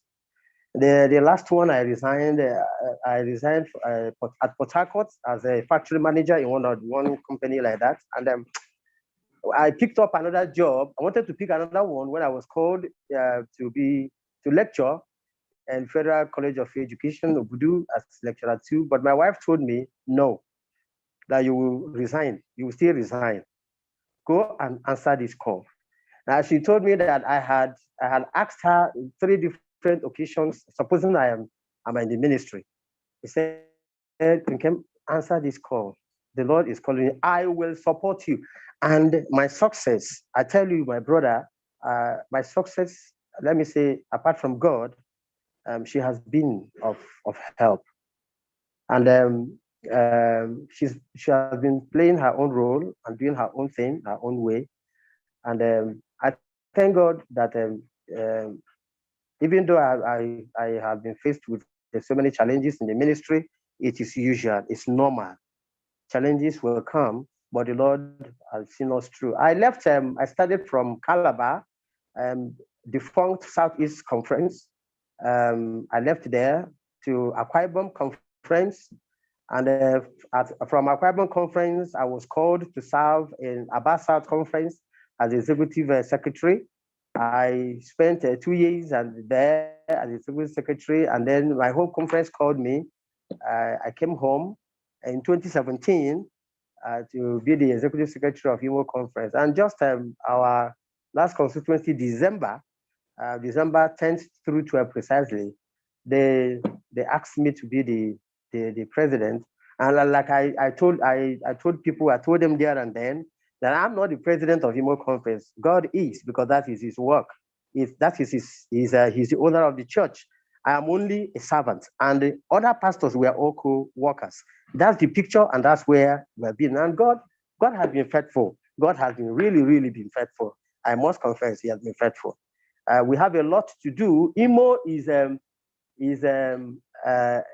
state that is more of unentered areas. We have so much to do, and that is where the focus of our administration, evangelism. I also want to use this opportunity to plead with our people and diaspora. Anyone, we have an account that we opened that is purely, strictly, and 100% for evangelism. Any fund that goes in there is for evangelism. We are working on the terrain, on the premise of trying to get all our churches have a pastor present, a minister present in all our churches, especially, if not for anything, all our major churches, that we have ministers there. The presence of a minister does a lot in people, in building them up. So that's the challenge where we are now. The evangelism, the committee is also, we are also working on media evangelism. Somebody gave me a testimony today, and to God, we will cash into it. The person came back from UK and was talking about virtual evangelism that was going on, and that the son told her that 51 people were baptized. I mean, I got so elated. I was so happy, and I said, we can cash into that. A different opportunity for the kingdom of God. And then I tell you, we are going to enter that too. We also want to. We are entering radio, possibly television evangelism. Any avenue that we can lay our hands on, but it will be a function of the finances. So if the Lord blesses his work and touches people to donate into that account, and then we will make good use of it. I thank you so much. God bless you. Thank you, Pastor Lozier. We are blessed through your ministry. In fact, we've been richly blessed today, and we pray that the Lord will continue to support you and guide you as you lead out in that large unentered area.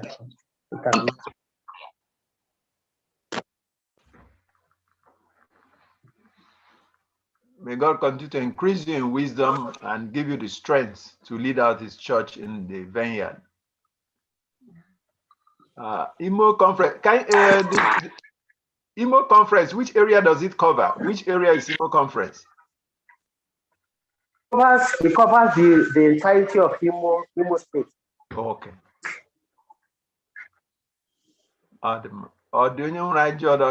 Before we do our greeting.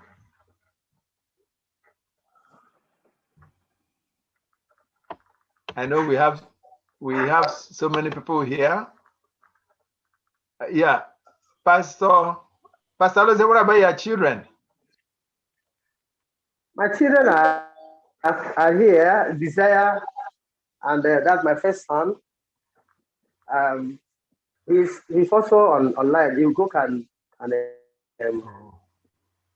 bring them up. I can't see them. Desire. I can't see any picture. He has a picture? Cherish. Yeah, Cherish. He's there. Cherish. He's Okay, I've seen him. I've seen him. All right. Hey, how are you? Happy Sabbath. I have a question for Happy Sabbath. My name is Desire. And you? Cherish. Okay, two of you are there. Happy Sabbath. Good to see Happy you. Sabbath. Yeah. Good to see you too. May the Lord continue to bless you. Thank you Amen. for coming and worshiping with us today. No problem.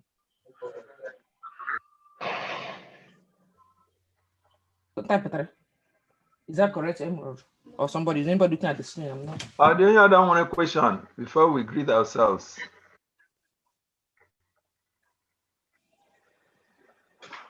We have a question, though. Go ahead. We would like to know how much it will cost for a child to study medicine in Babcock. Okay, I think that goes to Dr. Yetunde. Yes. Yes, let's ask you after that. It cost 3 million naira. For the Adventist students, will get a rebate of 500,000. Okay. And that is 1 million. So the 3 million naira, is it for the whole school year or just for a semester? A school year with accommodation. Entire school year for non-Adventist students. Of 5. She was breaking up. I didn't hear everything. I said, can you hear me now? Yes. Yeah, yes. Okay, the fee is 3,250,000 for non-Adventist students. Okay. For Adventist students, they get a rebate of 500,000 from that 1.750 million naira. Okay. Okay. Thank you. Thank you. Okay, thank you, Sister Yetunde. Yeah, one question. Go ahead. Yeah, Ajujum for Pastor. Pastor, good afternoon. Thank you for your ministry. Good afternoon. Ajujum, if someone to join the ministry by calling, that wasn't what the person studied initially.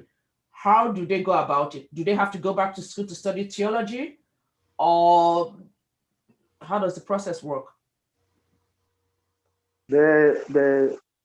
Normally you do 1 year pastoral training in Babcock, 1 year, and the person is good to go. Whether it's postgraduate studies, you are good to go. Okay, well, a follow-up question. And what age restriction to Madi Patala ministry? Well, I will say yes. As per frontline ministry, as per being coming fully into the ministry, as per being a pastor, yes. If you are above 50, you can can come in as a lay minister, serve in other areas and all that and that. But when once you are 50, you will not be employed as a pastor in Seventh-day Adventist Church simply because it's expected that you have to serve as much as 15 years for you to be pensionable in Seventh-day Adventist Church. So if you come in with years that will not allow you to give in that 15 years that will qualify you to be pensionable, we don't bring you into the ministry. But you can serve in other areas. You can come in as by contract. They will call it contract, which is renewable each year. At the end, when you're up to 65, you just go. Okay. Thank you so much for the clarification. Are we okay? I have. Yeah, yes. Thank you very much for Then I'm going. Please. I think we'll give you a contact to Pastor. What happens because we have another program? So we'll just wrap up this section so that we can. Ugo. Yes. So it's like that voice is very familiar, but then it's not about giving contact.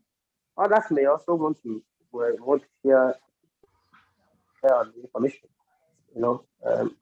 If you have another question to ask, if you don't mind.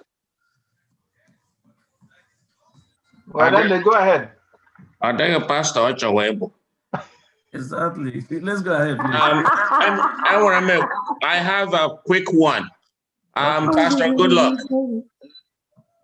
Pastor, good luck. My question is, do you have connection with the congregation at APSU? Sorry, come again. Do you have connection with the Adventist congregation at APSU? APSU. Yes. Yes. That's where I did my undergraduate studies from 1989 through 1993. I was a leader of NAS in that school. In fact, it was NAS that actually made me, so I am closely attached to the school. That's where I did my undergraduate studies, my first degree. I would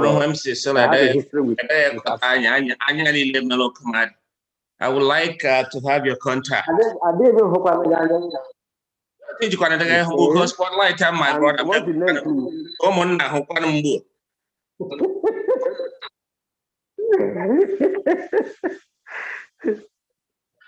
Who is this?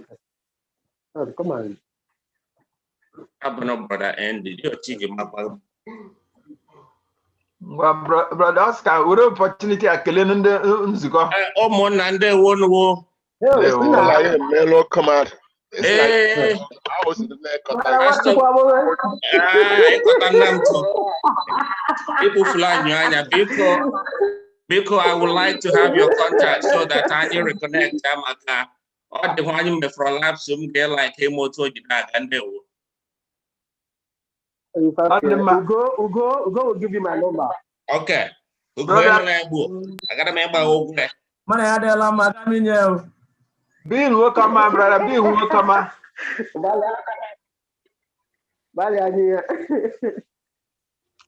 Brother Bill, welcome.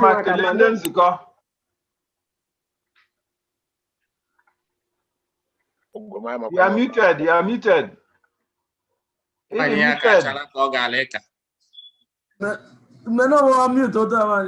Omutufula. Ndị anyị ebele omutufula Adam esi abara amara onye nwanyị bara anyị ụba n'aha Jesus. Amen. Thank you for your ministry. Thank you. God bless you, Pastor. Ekelekwa nge nwa lekọta fundu bizi kọta ite n'ume onye. Ugochukwu. Ekọtara oke m. Pastor Alozie ekọtara oke m. Ugochukwu. Nwa pastor actually. Ugochukwu. Amụwa. Otome sochal. Ewo. Ndị otu ọ dị mma dịkwa m. Ebe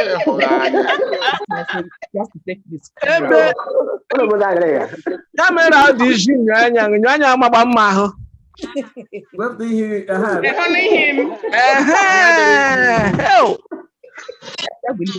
Ụbọchị agaala ịmara ezigbo mma. Enidiri m inweta nọmba gị. Ị gweta gbuo. Biko. Okay, Sister Joy for Kalenders. Thank you.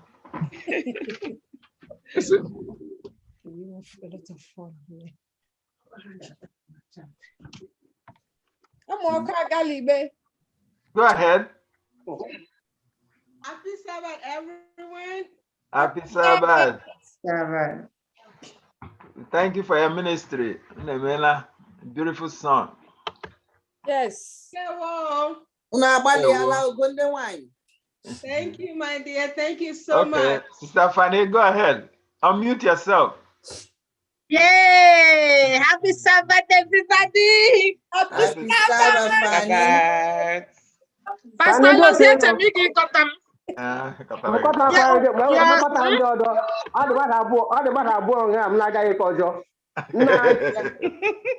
One is me. Even your children pass through me in Aztec. And your wife for other foreigners. So I'm a Rungar.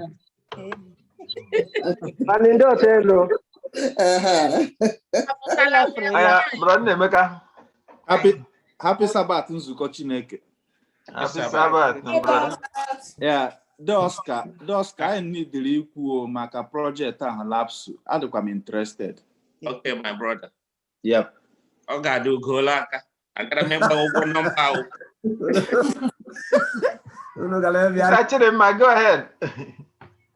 Happy Sabbath to everyone. Happy Sabbath. Congratulations to my new President. to my namesake. Yes, so your namesake. Yes. Those Iladuche, happy Sabbath. Happy Sabbath. What a happy and blessed day. I'm enjoying it all. Amen. Amen. Thank you for your Happy Sabbath. Hey. You too. Happy Sabbath, everybody. Okay, the Matthews, happy Sabbath. Read the church. Happy Sabbath, church. Holy day. God bless all of you. Amen.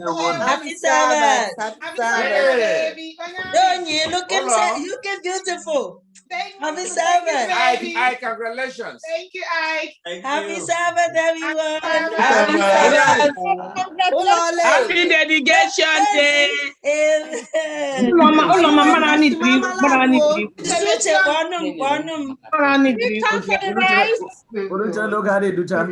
problem. Then I'll go ahead. Yeah, stand for happy Sabbath. Greet the church. Happy Sabbath, everyone. Happy Sabbath. Pastor Lozia, good to see you. Or remain blessed. Amen. Same here. Happy Good Sabbath. to see you too. Happy Sabbath. Adam Mao. Tamagi. Okay. Happy Sabbath. Yes. Jesus. Amen. Pastor, thank you. Pastor, thank you for feeding us today. Thank you very much. Thank you, sir. Thank you, sir. Too much. What's happening? Have a blessing of the Sabbath. Sister Rose, happy Sabbath. Happy Sabbath, everybody. Happy Sabbath. Arise and shine. Yes. Amen. Our time has come. Yes, Rise and shine. Bilie nwo ihe ya diawo. Yes. Joshua wale ake elu. Uche ngwa happy Sabbath. Onye abụ nkufuru okpu. Happy Sabbath, Pastor. Pastor, good luck. I'm lega.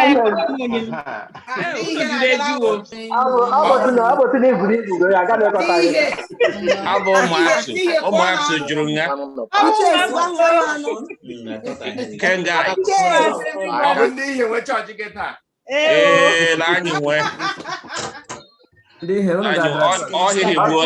Happy Sabbath. Happy Sabbath.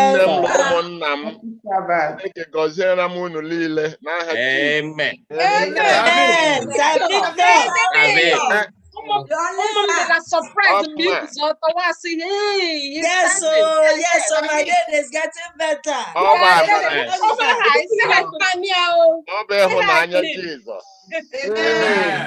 Amen. That's Happy Sabbath. Happy Sabbath. Sabbath. God bless everybody. Amen.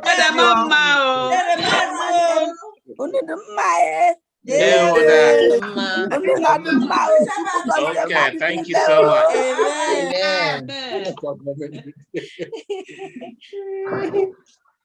Hey, Sister, happy Sabbath. Really church.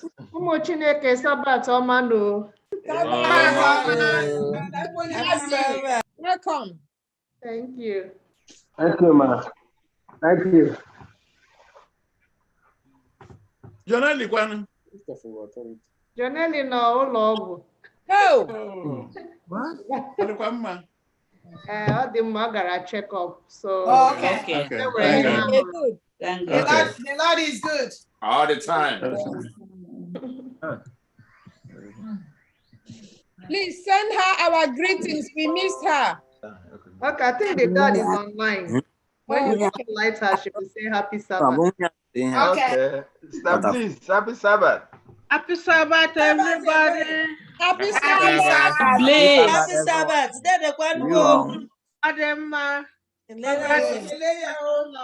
Yes, ma'am. Queen Ogaliri. The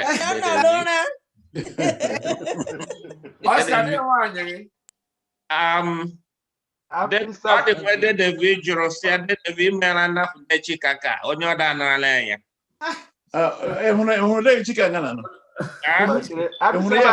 Can we know you? Mr. Richard. Okay. The kind in there one. No, come out the mass, no. Canon cow.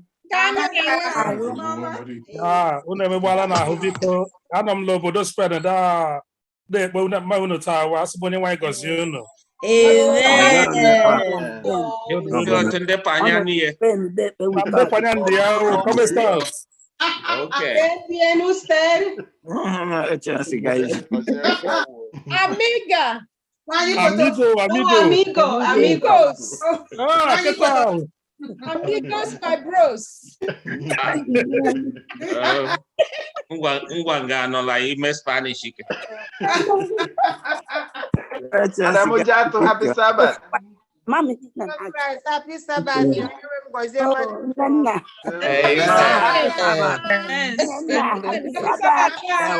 Happy Sabbath, Mommy. Happy Sabbath. Nama, happy Sabbath. Hey, Grandma.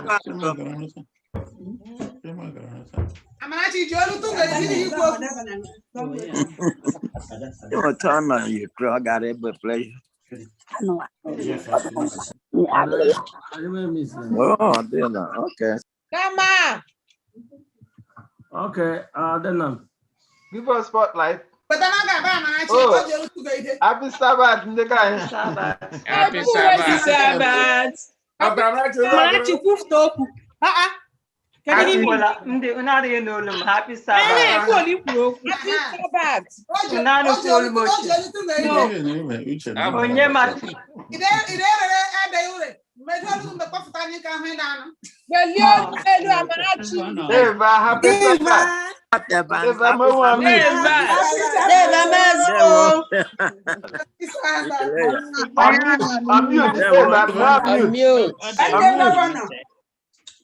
Vance. And State.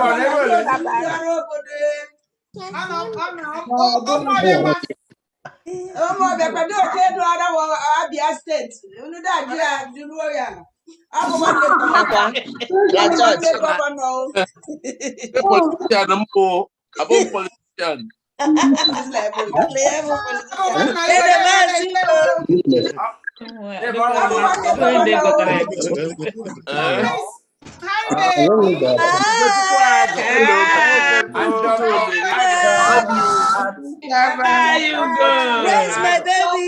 Mr. Gina, the princess.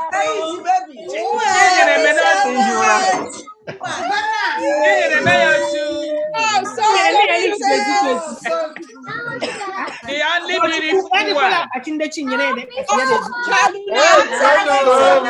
beautiful one. I'm so proud of you.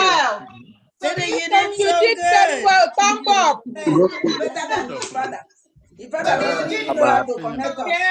Kochuka full school, London Gala school. London Gala school.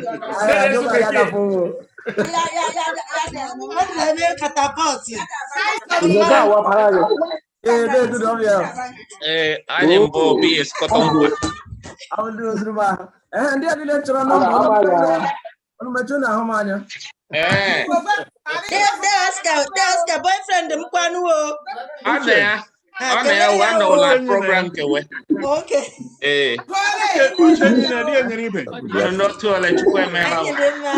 That's good. Uche,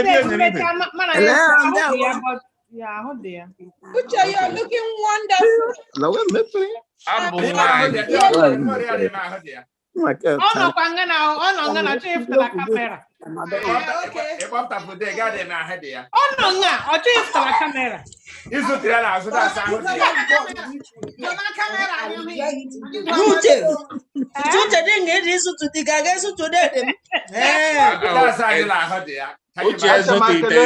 Happy Sabbath. Uche meta anya hu anya wo are mama. Sabbath nzuko Chineke. Anyi kwere hu Happy kamera. Sabbath. Ya kutila kande bekeo. Akata fumgeo. Anya kwale job ndo bo.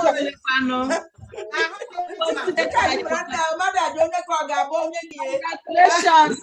Thank you.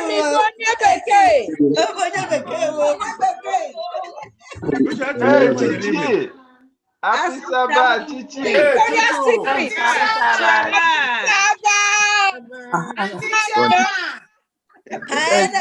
Victoria's Secret. Auntie Chioma. Whoa. Love is good. Chief Lola, how do you know Mao? Yes, the Lord is blessing. Yeah, they do change. What's up? Brother, happy Sabbath. How are you? Happy Sabbath. Hi. Brother X. Stop. Brother X, Anya website ready anya. Okay. Okay. Janelle. How are you? Hi, Janelle. Oh, this is good enough.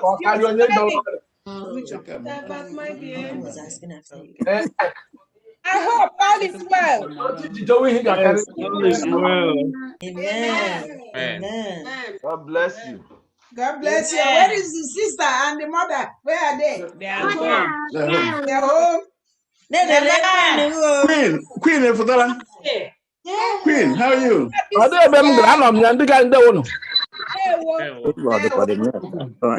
One time.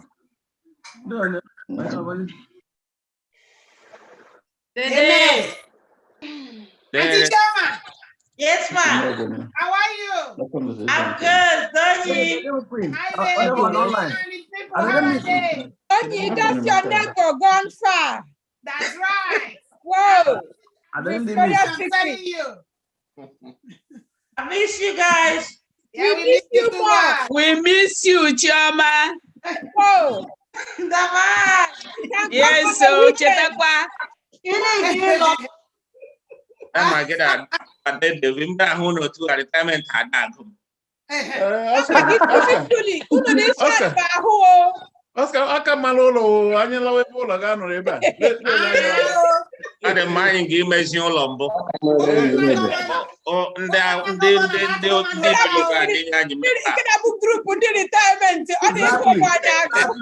Exactly.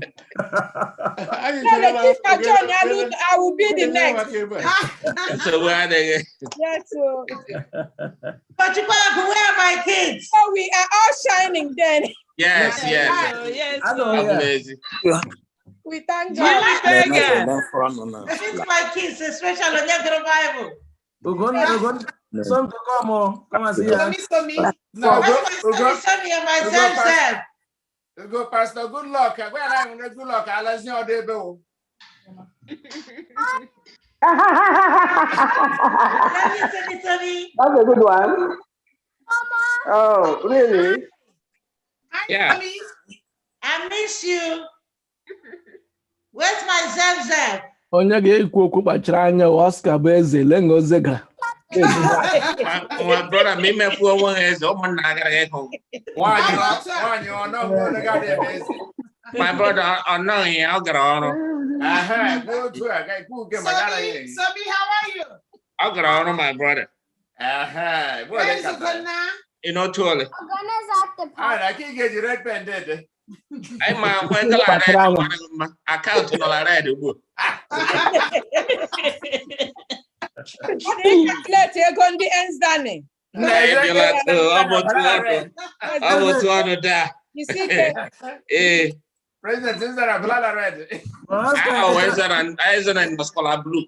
It's a phone number. I know I'm going to go red. I'll go to back and go to our politics.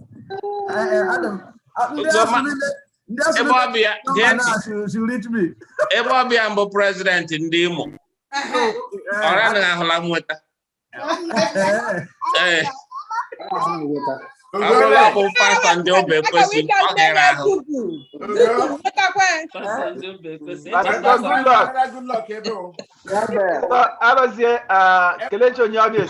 Greetings. Why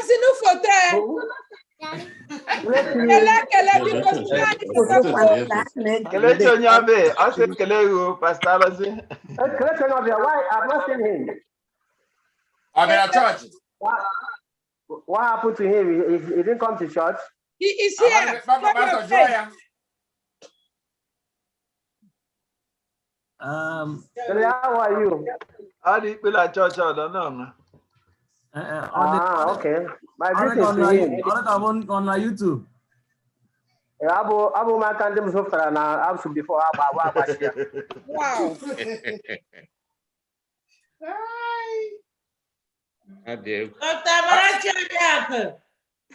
Pass everybody alive and themselves to even already a good luck. I was saying. One. Give me a pastor. It comes. Messenger audio.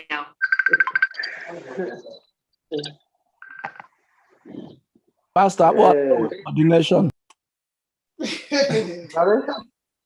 Mr. Bill, thank you for your ministry. We'll a studio. Yes, sir. Thank you. This is wonderful. And thank you. How do you go on? How do you hear Nigeria that? But how do you go on? How is Davina? How you going? How are you? You go on. I'm fine, ma'am. Happy Sabbath. Happy day to you. Good. You look like you're coming from Lagos.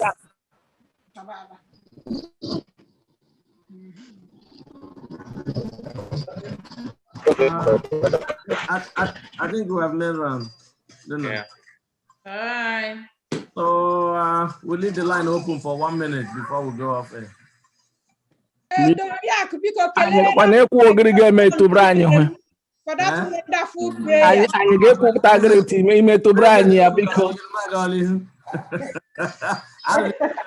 Thank you so much. I may deliver the message. He made us proud. These are the future of FirstIgbo. Yes, so that prayer was very inclusive. Thank you. Yes. God bless you. I can't wait to see him in person. I got this 6'2" right now. Oh, I don't have the other dead. Boy, is small. I get up what Alicia said. Oh. I'm my bodyguard. Let to get him Lily. Okay. I'm my bodyguard. God is blessing him. And you go to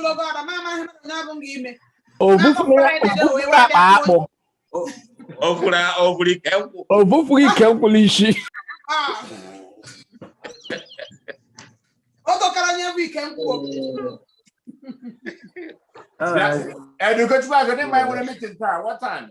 I cancel all that. 7 p.m. I think I cancel here 7 p.m. Listen today. I wait till my brother after church around. At 7 p.m. By 7 p.m. everybody on the same line, please. I come aboard after church.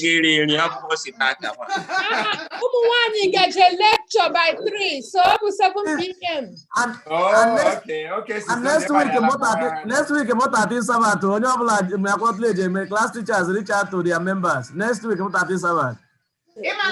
President Oscar and a classical, you were present in the About the lazy one to take a mono, Mero, and in the visit your go. That's I need to put a register. Matthew is working with you, and that's yes. Matthew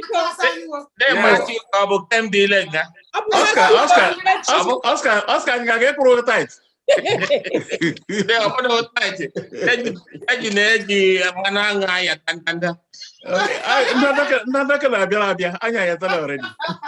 Oscar in our class and Bill in our class. So you know, but I'm in a competition.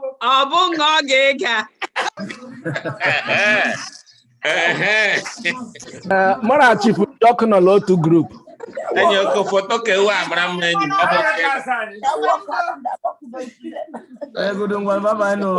everybody bye. Marachi for talking a lot to group. Good night. I'll get to Chitram.